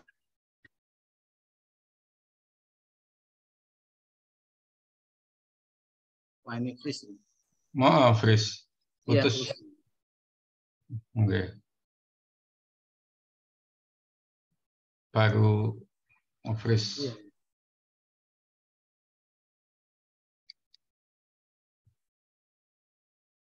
Halo. Ya. Sambil barangkali nanti bisa nyambung lagi. Mohon maaf ya, memang Prof. Wisnu bahwa acara ini juga tadi mungkin Budekan juga ada sedikit bahwa peserta webinar ini tidak hanya sekedar dari dosen di lingkungan Fakultas Dokter Nilan, tetapi dari luar itu juga dari Alparvi, kemudian dari hal lain, sehingga harapannya teman-teman yang lain juga ikut mendengarkan sosialisasi dan webinar kali ini, sehingga impact-nya akan jauh lebih luas begitu bagian dari Diktik melalui program pengabdian masyarakat. Ada Prof. Hanafi, ada dari teman-teman dari dari Wika. Mohon maaf, saya lanjutkan lagi. Tadi ada ada gangguan koneksi. Nah, saya juga berharap nanti harapan saya itu seperti itu. Jadi kita bisa nanti menonjolkan ini loh program pengabdian masyarakatnya dari dosen. Iya, betul. Yang mewakili nanti FKH. Kalau selama ini saya melihat ada 1-2 lah yang menghasilkan, tapi yang saya lihat banyak hit and run. Jadi datang habis itu hilang. Nah, itu kan sulit sekali ya bagi kami, padahal dana yang digelontorkan cukup besar. Betul. Ya. Apalagi ini namanya desa binaan. Kalau saya ingin namanya desa binaan, itu kan artinya kita bagaimana membina desa ini nanti bisa mumpuni, mandiri. Harapannya kan seperti gitu, sehingga ada yang bisa ditonjolkan nanti. Nah, mungkin Prof. Wisnu bisa mengarahkan kepada kami. Iya. Kira-kira desa binaan itu anunya bagaimana toh? Yang disebut desa binaan. Di mana itu nanti saya melihat di beberapa perguruan tinggi itu punya desa binaan. Sehingga kalau ada tamu, kami punya tamu ditanya desa binaannya FKH mana? Lah bingung saya jawabnya. Enggak tahu saya bilang. Nah, itu kan ya juga merupakan, nah kita sudah mulai mindset kita sudah mulai, kalau yang dulu-dulu oke lah, sudah yang lalu biarlah berlalu. Tetapi ke depan mindset kita kan tidak seperti begitu. Itu kan nanti ada IKU, ada capaian IKU di situ. Nah, oleh karena itu, mohon arahan dari Prof. Wisnu, bagaimana sih sebetulnya desa binaan yang bagus itu bagaimana? Kalau PKM mungkin beda ya. Kalau desa binaan itu kan multi years. Kalau yang PKM kan biasanya kan only 1 tahun gitu. Gitu Prof. Wisnu ya. Matur nuwun, mudah-mudahan nanti ini pencerahannya itu bisa menambah wawasan bagi para dosen, terutama juga untuk diri saya. Matur nuwun. Sekedar Prof. Wisnu, untuk diketahui Bu Dekan bahwa webinar kali ini tidak hanya FKH Bu. Jadi kebetulan kami juga mengundang beberapa teman-teman anggota Alparvi, termasuk juga Prof. Hanafi dari Aceh, karena memang mungkin beliau-beliau juga perlu informasi yang lebih detail tentang bagaimana penyusunan proposal pengabdian masyarakat, terutama dari Prof. Wisnu yang punya tim dari program pengabdian masyarakat dari Diktek. Sehingga ini akan membawa dampak yang lebih luas lagi Bu Dekan. Iya, enggak apa-apa Prof. Yunus. Kan ini sebetulnya kan ilmu itu tidak untuk disimpan ya. Ilmu itu harus di-share supaya nanti Prof. Wisnu ini juga pahalanya semakin banyak. Amin. Ya. Banyak saya teman juga mengundang sejawat saya. Saya juga mengundang sejawat kita juga yang ada di Siakuala. Juga saya undang. Baik, Bu Dekan, jadi memang kita kalau bicara mengenai desa binaan, saya kira sesuatu yang memang harus berkelanjutan ya.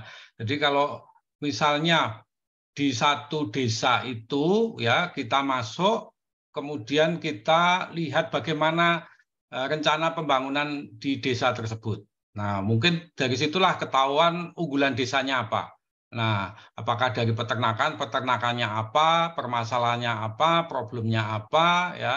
Kemudian kita keroyok, basisnya ada riset di situ ya.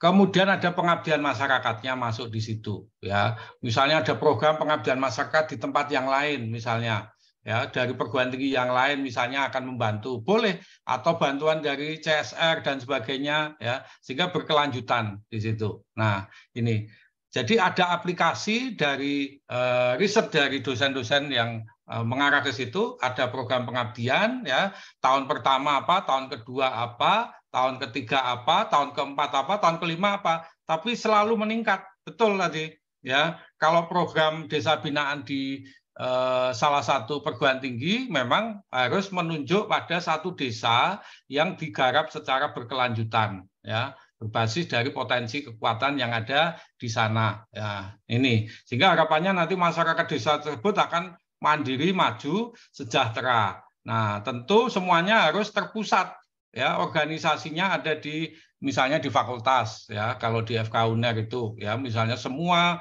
perjalanannya ini harus koordinasikan dengan baik ya. Nanti bagaimana sumber pendanaannya itu akan dikoordinasikan ya. Kemudian di situ dengan terkoneksi dengan kegiatan yang lain ya. Kuning hijau itu maksudnya ada kegiatan, misalnya kalau di tempat kami ada pengembangan di departemen ya, hibah pengembangan pemberdayaan masyarakat di departemen. Di situ mengambil desa situ. Kemudian ada departemen yang lain atau divisi yang lain, desanya juga di situ.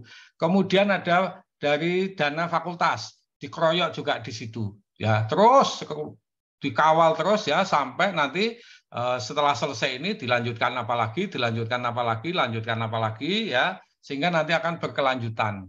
Nah, ngaten Bu Dekan ya, dan tentu semuanya harus ada laporan ya. Selama ini kan kita seperti mohon maaf ya, nun sewu, pengabdian anjing kencing. Jadi kencing di ujung jalan, bau aja menandai jajan. Udah sampai sana ya. Kemudian pindah lagi ya di ujung jalan lagi. Itu hanya pengabdian menandai jajan aja ya. Atau KKN ngeplang warna hijau jadi biru, biru jadi kuning gitu ya. Nggak ada bekasnya. Nah, jadi monggo kita desain, kita set up supaya di desa tersebut itu dengan potensi yang ada dikembangkan terus ya, kerjasama dengan misalnya BUMDes-nya, mungkin ada kooperasinya di sana, unit usahanya ya, dengan dana pendanaan yang bervariasi ya, terus dikawal terus ya, sehingga harapannya nanti akan ini mulai dari pengembangan atau mungkin yang kaitannya dengan pengabdian ya. Karena kan di dalam program pengabdian ini kan masih kurang ya. Kadang-kadang kan saya sampaikan tadi pengab saja, pengabdian sastra yang tidak kunjung didapat. Nah, lampunya itu kedip-kedip dianya. Nah, kemudian dengan dengan adanya kemitraan dari berbagai sumber dana ya, dari divisi, dari fakultas, dari universitas, dari Pemda, ya dari luar negeri ya, kita bisa KKN internasional di situ ya, ada pendanaan ya. Nah, nanti akan semakin meningkat kualitasnya. Nah, jangan lupa yang merah ini adalah leverage Bapak Ibu. Leverage itu adalah daya ungkit. Kita harus punya iptek ya, ipteknya. Sebab kalau kita hanya monoton aja pelatihan, penyuluhan aja habis ya energi kita ya, mereka juga nggak ada satu manfaat ya, mungkin setelah itu hilang. Tapi kalau kita ada sedikit leverage-nya itu dalam bentuk teknologi tepat guna, investasi yang nanti untuk program-program yang memberdayakan mereka setelah kita kembali ke kampus, mereka tetap bisa mandiri. Itulah gunanya. Sehingga nanti mulai dari pengabdian kemudian menjadi pemberdayaan. Nah, oleh karena itu di Dikti ini sekarang programnya semua pemberdayaan ya, pemberdayaan. Karena kalau pengab itu rasanya menyedihkan ya, tetapi memang Undang-Undang Dikti itu 12 tahun 2012 masih pengabdian. Jadi ya bagaimanapun kita masih menggunakan istilah pengabdian meskipun kita harusnya sudah pemberdayaan ya. Ngaten, mohon izin Prof. Mirni ya, mungkin sedikit hanya urun sumbang saran saja. Matur nuwun sangat informasi yang lagi. Ada lagi Bapak Ibu sekalian yang saya hormati untuk bisa mengajukan pertanyaan? Mungkin dari yang hadir, mungkin Prof. Hanafi barangkali. Prof? Iya, itu Direktur Wirausaha di Unja itu. Makanya. Saya tadi Prof. Hanafi masih fokus juga mengikuti acara ini. Itu ada. Prof, kalau mau bertanya. Oke. Terima kasih. Assalamualaikum warahmatullahi wabarakatuh. Oke, waalaikumsalam.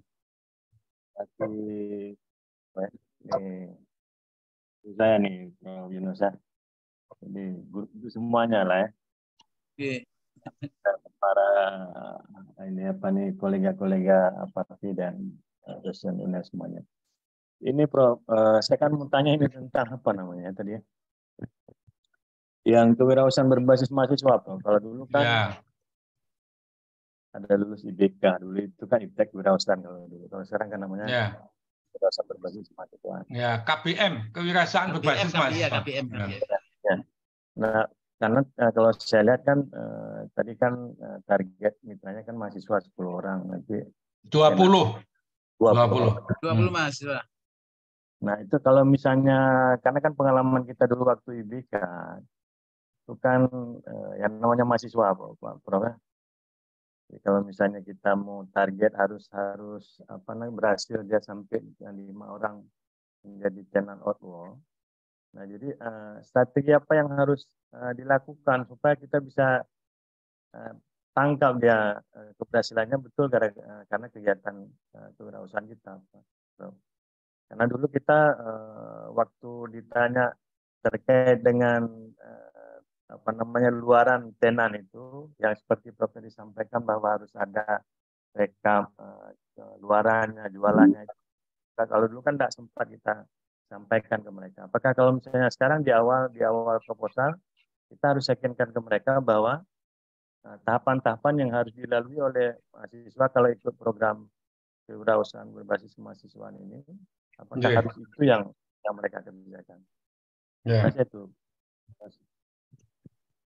Baik, Pak Prof. Hanafi, ya. Untuk kewirausahaan berbasis mahasiswa ini memang betul ya, dari 20 mahasiswa di screening dari sekian mahasiswa ya. Jadi nanti Prof. Hanafi kan mengundang ini, tempel pengumuman ya, dibutuhkan sekian mahasiswa ya. Nah, diseleksi, harus ada proses seleksinya ya. Seleksinya gimana? Minatnya mereka. Kemudian mereka punya modal, apakah punya komputer, apakah punya etalase, punya alat masak, atau apa yang relevan dengan rencana kewirausahaannya ya itu. Nah, itu seleksi 20. Oke, setelah jadi 20, kemudian setelah itu bisa dikelompokkan ya. Dari 20 masing-masing terdiri dari 3 orang. Bisa juga dengan alumni yang yang sudah lulus tapi belum dapat kerjaan. Nah, kemudian nanti kan ada apa namanya semacam pelatihan kewirausahaan ya dari Prof. Hanafi ya, menjadi calon wirausaha yang bagus seperti apa. Nah, kemudian nanti dari situlah kita mendapatkan tenant outwall yang paling tidak itu dia sudah memanajemen unit usahanya itu dengan baik ya. Misalnya dia sudah biasa bisa jualan es krim atau susu ya, atau makanan atau mungkin jasa ya. Nah, mereka pembukuannya itu baik ya, artinya rapih ya, secara profesional nanti dilatih oleh teman-teman atau mungkin narasumber yang sudah biasa sudah berhasil di dalam wirausahanya. Nah, jadi memang manajemennya harus rapi. Nah, nanti akan ditunjukkan ya pada saat di laporan itu ya.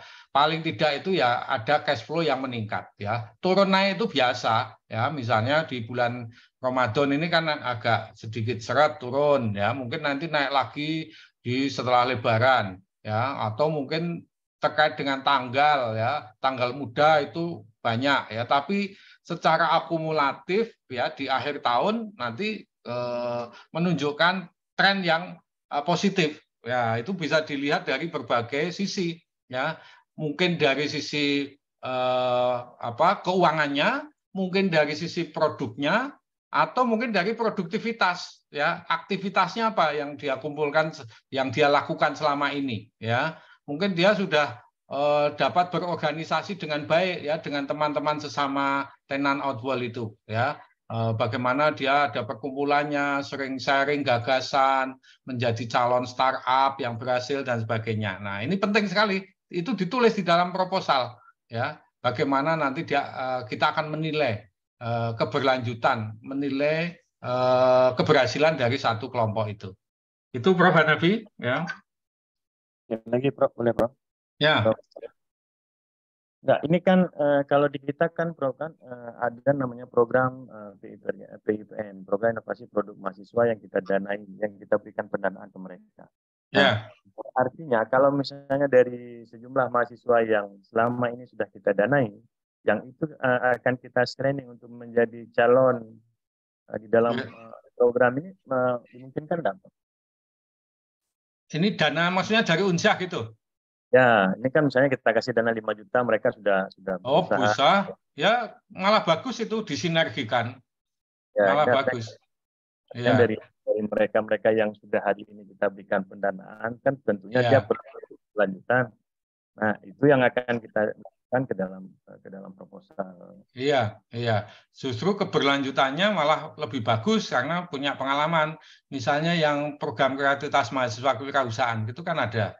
Nah, itu bisa dilibatkan alumni-alumni dari mahasiswa PKMK tadi. Itu program kreativitas mahasiswa yang dilatih untuk kewirausahaan. Itu. Kalau di kita selain dari PKM kewirausahaan yang dari Kementerian, kita ada dari PNBP sendiri, namanya program IPM dan EKA dari rumah amal. Jadi mereka usaha dengan dana terbatas. Iya. Tapi sebaiknya juga nanti di dalam proposal jangan seperti yang seolah-olah double funding. Ya, jadi nggak perlu terlalu banyak disebutkan terkait program yang sudah jalan di Unsah di dalam proposal itu. Nanti khawatirnya, ini sudah uangnya banyak ini di Unsah ini, nggak perlu uang lagi nih, Prof. Hanafi udah kaya ini. Nah, jadi justru tunjukkan sesuatu yang masih prihatin. Nah, kami dari ujung barat Pulau Indonesia perlu didukung. Nah, gitu kan nanti akan dapat memberikan dukungan. Oh, ini perlu dianu nih dari ujung barat ini karena mungkin mahasiswanya masih belum mampu berwirausaha ya. Tapi kalau ditonjolkan sudah jadi karena melalui program yang sudah jalan di USK, Unsah, nah nanti malah kontraproduktif ya, justru malah seperti itu. Itu? Prof. Hanafi? Baik, terima kasih, Prof. Oke, Prof. Jadi kalau misalnya ada program-program yang sifatnya, tapi kalau program-program yang sifatnya pendanaannya pendampingan kayak semacam katakanlah kemitraan, ada disyaratkan untuk berkontribusi dalam pengabdian itu kan juga ada sendiri skimnya, gitu. Ya. Ada skim. Jadi ada kemitraan yang memberikan ANKES, NKN gitu. Ada program skema tersendiri, Prof. Hanafi. Yang ada. Jadi nanti dia kumpul nanti di satu sentra yang dibina Prof. Hanafi di pusat itu di universitas ya. Nanti setiap minggu atau setiap bulan mereka ketemu ya. Itu boleh. Jadi nanti yang dikelola secara kolektif ya bersama-sama di satu pusat. Ngaten nggih? Nggih.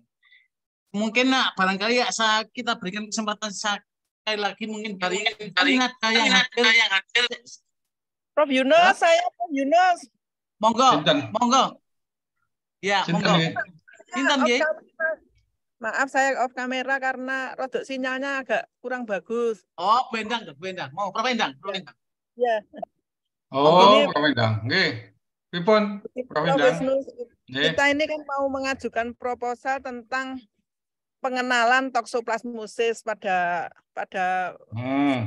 kader PKK atau nggih. Ya memang toksoplasmosis ini di kalangan mereka kan mungkin kurang populer ya, populer. Nah, ini bentuk penmasnya itu kayak apa ya supaya diterima maksudnya. Karena kemarin kita membuat proposal itu tidak diterima, mungkin di pendahuluan atau di metode.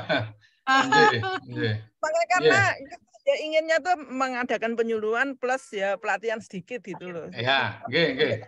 Mungkin bisa memberikan masukan. Makasih. Nggih. Ngaten Prof Endang, jadi kebanyakan proposal itu PKM ya, misalnya nanti PKM kelompok kader PKK ya dalam pengendalian penyakit zoonosis penyakit toksoplasma ya.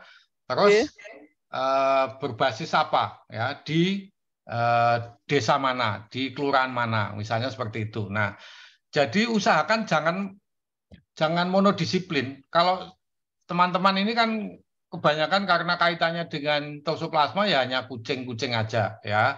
Tapi misalnya nanti dikaitkan dengan ekonomi pendapatan kelompok kadernya itu ya. Misalnya dia ibu-ibu PKK itu juga masih punya hidroponik ya kegiatannya, atau mungkin yang berbasis ekonomi kreatif lainnya, misalnya makanan ya, kerupuk atau apa ya, tapi dia nanti kita berikan peralatan juga, peralatan untuk mendukung kegiatannya. Jadi misalnya bisa mengajak anggota dari ekonomi, ya, atau mungkin dari fakultas yang lain supaya multidisiplin. Nah, harus ada aspek ekonominya, itu yang menarik. Atau mungkin diajak juga dalam bentuk kegiatan yang nanti akan mendukung kemandirian ibu-ibu kader PKK di situ, ya, kaitannya membuka grooming, tempat grooming. Nah, tempat grooming nanti diberikan peralatan untuk grooming kucing, ya,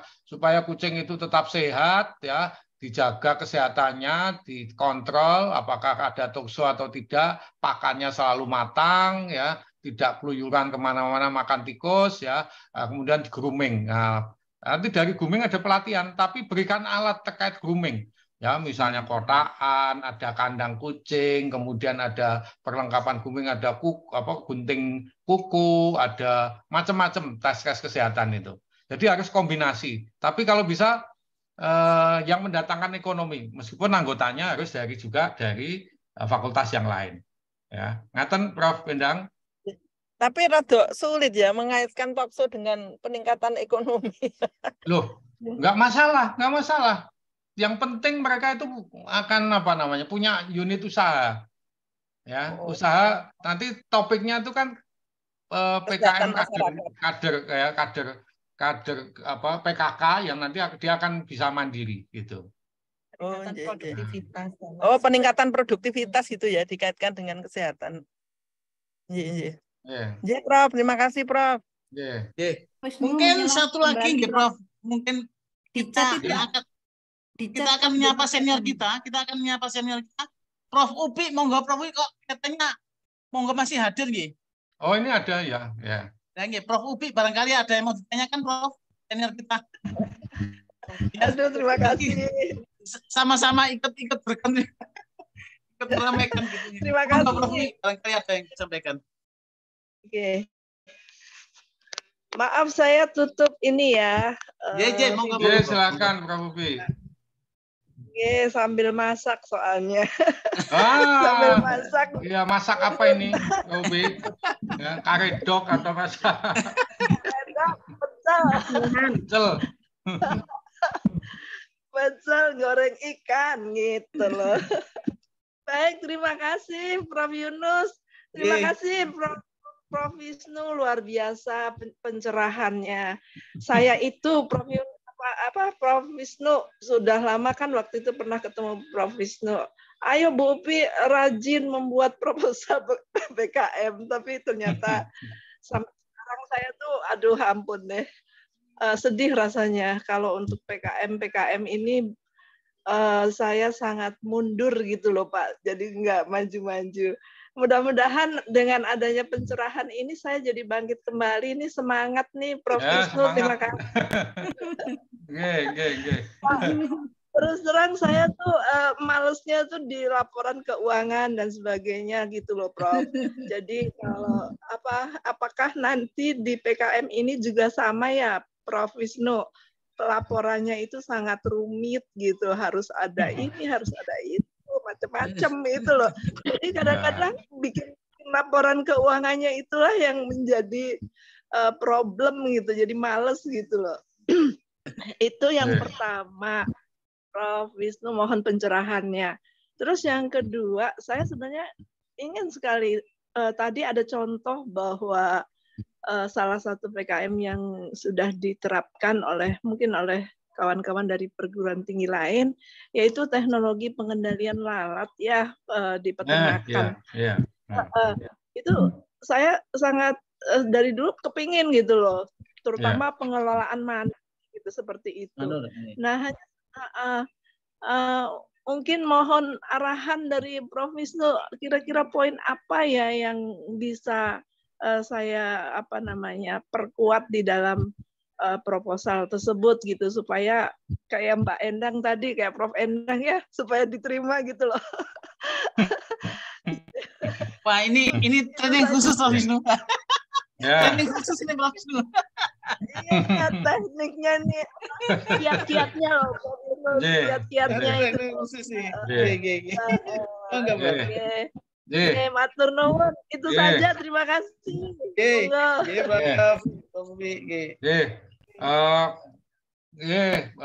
Prof. Upi, jadi memang di pengabdian itu masih seperti di penelitian juga ya. Anggarannya kan APBN ya, sehingga pertanggungjawabannya juga harus seperti biasa itu pakai kwitansi ya. Namun demikian kalau Prof. Upi terbiasa mengajak tim ya, timnya itu masalah penganggaran ini diserahkan pada timnya ya. Saya seringkali mengajak mahasiswa untuk membantu nanti SPJ-nya dan sebagainya, karena memang SPJ itu ya ribet ya, ribetnya itu karena mencari bukti-bukti. Tapi kalau kita lakukan ya dan kegiatan itu tidak fiktif ya, itu sangat-sangat mudah sekali. Paling tidak kan sudah ada guidance-nya. 40% itu untuk mitra. Berarti paling enggak untuk alat ya. Misalnya alat penangkap lalat, ya, alat untuk mengurangi kaitannya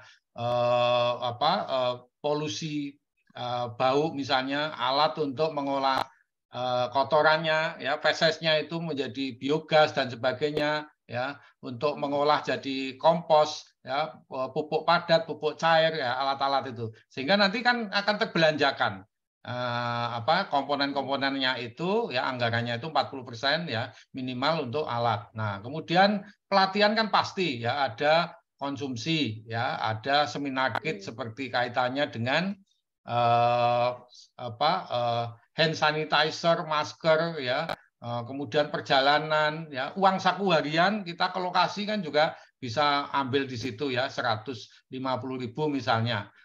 Transport ya, kalau peserta dari lokasi ke tempat ada perpindahan lokasi, kita bisa sewa mobil misalnya HiAce ya, kita bisa berikan bensin ya, kita juga bisa memberikan pendanaan untuk pulsa ya, untuk pulsa ya, pulsa ya, itu jadi nanti anggarannya bisa terdistribusi dengan baik ya. Untuk tenaga harian lepas itu boleh honornya ya, misalnya membuat kandang ya, membangun satu biogas, di situ kan ada tukang-tukangnya, itu boleh, itu dengan pembiayaan dari sini ya, per hari yang layak di Bogor itu berapa, misalnya per hari 150 atau berapa gitu ya, termasuk makannya.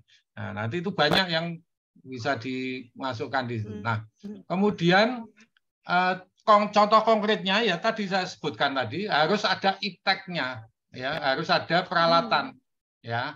Ya, kalau misalnya itu yang multi tahun, tentu harus ada peralatan-peralatan itu kan, alat-alat yang diinvestasikan di sana. Nah, kalau itu monotahun, nanti mungkin kita masuk di kelompok-kelompok yang kecil ya, misalnya di dalam pengendalian lalat yang kader wanita tani ternak misalnya. Nah, nanti dia di dalam usaha peternakannya mungkin memiliki usaha sampingan sebagai apa. Nah, kita berikan peralatan yang mendukung di situ. Begitu Prof. Upi ya. Jadi itu mungkin sepertinya memang memang kalau belum dianu memang saya juga agak gampang itu Prof. Upi. Tapi kalau kita cermati satu-satu memang bisa kok itu. Saya juga memang kalau terkait dengan laporan itu tanggung jawaban memang jadi masalah yang biasa dihadapi. Baik, kayaknya memang waktunya sudah cekat, tapi ini ada satu lagi Prof. Wisnu, pertanyaan dari Prof. Lili ini tentang di chatting box ini. Proposal yang diusulkan harus menggambarkan program tahun 1, 2, dan 3. Betul. Apa anggarannya juga begitu gitu loh. Iya, betul. Jadi di dalam proposal itu programnya tahun pertama apa, tahun kedua apa, tahun ketiga juga dijabarkan secara detail. Ya, detail. Gitu, ya, permasalahannya apa tahun pertama, tahun kedua solusinya apa, tahun ketiga apa ya. Jadi kan benang merah di program pengabdian kan ada masalah, kemudian ada solusi, ada metode. Ya, itu jadi berarti anggotanya kalau berubah termasuk anggotanya yang di saat ya, boleh, ada yang boleh dipindah. Anggotanya juga bisa berubah nggih. Ya, tapi anggota tahun pertama kan yang diusulkan itu. Anggota tahun kedua nggak perlu dicantumkan. Ketiga juga. Karena hanya tahun pertama dulu. Kan belum tentu nanti kalau lolos dilanjutkan tahun kedua ya. Nanti dievaluasi lagi. Ya. Oh, nggih. Ngaten nggih. Oke. Saya pikir memang karena kita keterbatasan waktu sehingga mungkin sesi tanya jawab ini nggih. Sudah Prof Murni tanya. Oh, nggih, monggo apa ada Prof Nur? Prof ini. Oh, Prof ini, monggo, Prof. Untuk desa binaan ada monef lapangan, Prof Wisnu. Ya. Pak jelas ya. Baik, ya terima kasih. Oke, ada. Ya, mana? Ya. Oke, matur nuwun, Dekan. Bapak Ibu sekalian saya hormati karena memang kita ada keterbatasan waktu sehingga mungkin sesi tanya jawab ini bisa kita akhiri dan kemudian kalau ada hal-hal yang masih kurang paham nanti langsung bisa menghubungi Prof di WA nggih Prof itu nggih. WA-nya lagi bisa melalui WA nggih Prof Puji. Jadi baik Bapak Ibu sekalian kalau ingin lebih detail lagi mungkin masalah bisa dijawab ke Prof Wisnu melalui WA atau dari sarana lain mungkin melalui email juga bisa monggo. Saya pikir sesi tanya jawab kita akhiri sampai di sini. Kemudian saya selaku moderator apabila ada hal-hal yang kurang berkenan saya mohon maaf. Terima kasih sekali lagi pada Prof Wisnu atas segala pencerahan dan sharing tentang bagaimana menyusun proposal sekaligus juga hal-hal yang disyaratkan dalam penyusunan proposal pengabdian masyarakat kali ini. Mudah-mudahan ini akan sangat bermanfaat sekali bagi teman-teman para senior dan para dosen yang lain untuk bisa segera menyusun proposal dan mengajukan dan mudah-mudahan insya Allah bisa diterima begitu nggih. Mohon maaf apabila ada kekurangan waktu. Sekali lagi saya kembalikan lagi ke moderator dan terima kasih pada Prof Wisnu. Monggo Pak moderator baru. Baik, terima kasih Prof Yunus dan juga terima kasih Prof Wisnu atas ilmu yang telah disampaikan kepada kami. Semoga bermanfaat untuk kita semua. Dan untuk selanjutnya adalah sesi dokumentasi sebagai bukti kehadiran akhir. Jadi untuk hadirin dimohon untuk menyalakan kameranya dan kepada panitia yang bertugas saya persilakan untuk mengambil gambar. Saya bantu hitung ya untuk slide pertama 1, 2, 3. Untuk slide selanjutnya, 1, 2, 3. Baik, terima kasih. Ya, baik untuk acara selanjutnya adalah penyerahan e-sertifikat secara simbolis oleh Profesor Dr. Puji Astuti, Dokter Hewan Magister Sains, selaku Ketua Divisi Parasitologi Veteriner Fakultas Kedokteran Hewan Universitas Airlangga. Kepada Prof. Puji, saya persilakan. Alhamdulillahirrabbilalamin. Webinar penyusunan proposal pengabdian kepada masyarakat ini sudah selesai dilaksanakan dengan baik. Kami dari KHUNER menyampaikan e-sertifikat untuk Profesor Wisnu Nur Cahyo. Mohon diterima dengan baik, walaupun hanya selembar sertifikat saja. Bentar, Prof, menunggu. Nah ini, dengan baik. Mantap, ini ada fotonya. Dari jauh, Prof. Matur nuwun sangat. Terima kasih. Baik, terima kasih kepada Prof. Puji. Saat rasa kita sudah ada di penghujung acara, saya ucapkan terima kasih sekali lagi kepada Prof. Puji, mohon maaf kepada Prof. Wisnu selaku narasumber dan kepada Prof. Yunus selaku moderator. Dan saya ingatkan kepada hadirin dimohon untuk mengisi presensi kehadiran yang telah dibagikan di chat Zoom. Dan karena rangkaian acara webinar pada siang hari ini telah usai, maka saya pamit undur diri dan saya Arum mewakili panitia yang bertugas memohon maaf apabila selama acara ini berlangsung terdapat kesalahan yang kami sengaja maupun tidak.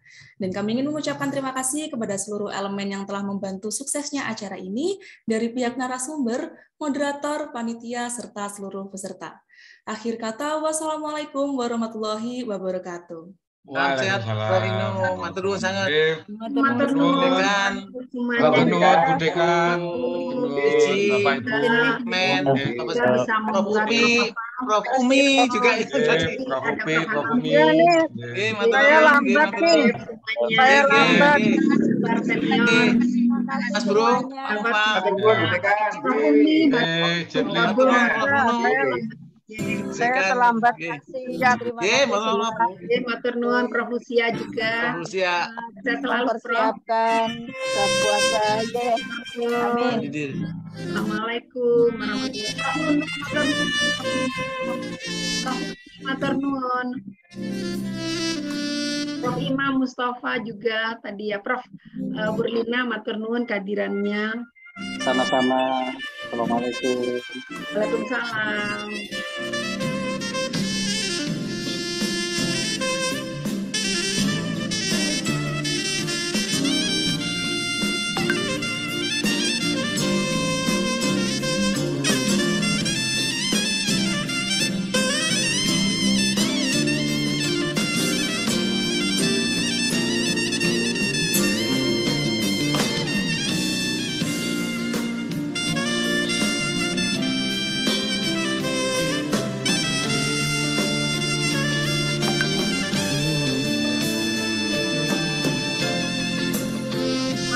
Ini baru bergabung, selamat bergabung. Terima kasih semuanya.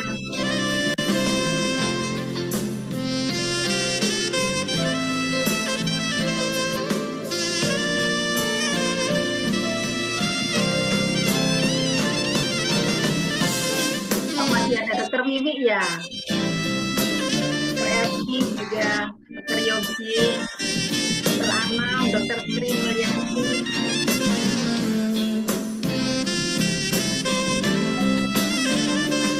Dr. Grace, Dr. Nova, Dr. Bernie, Dr. Budi juga, terima kasih kehadirannya.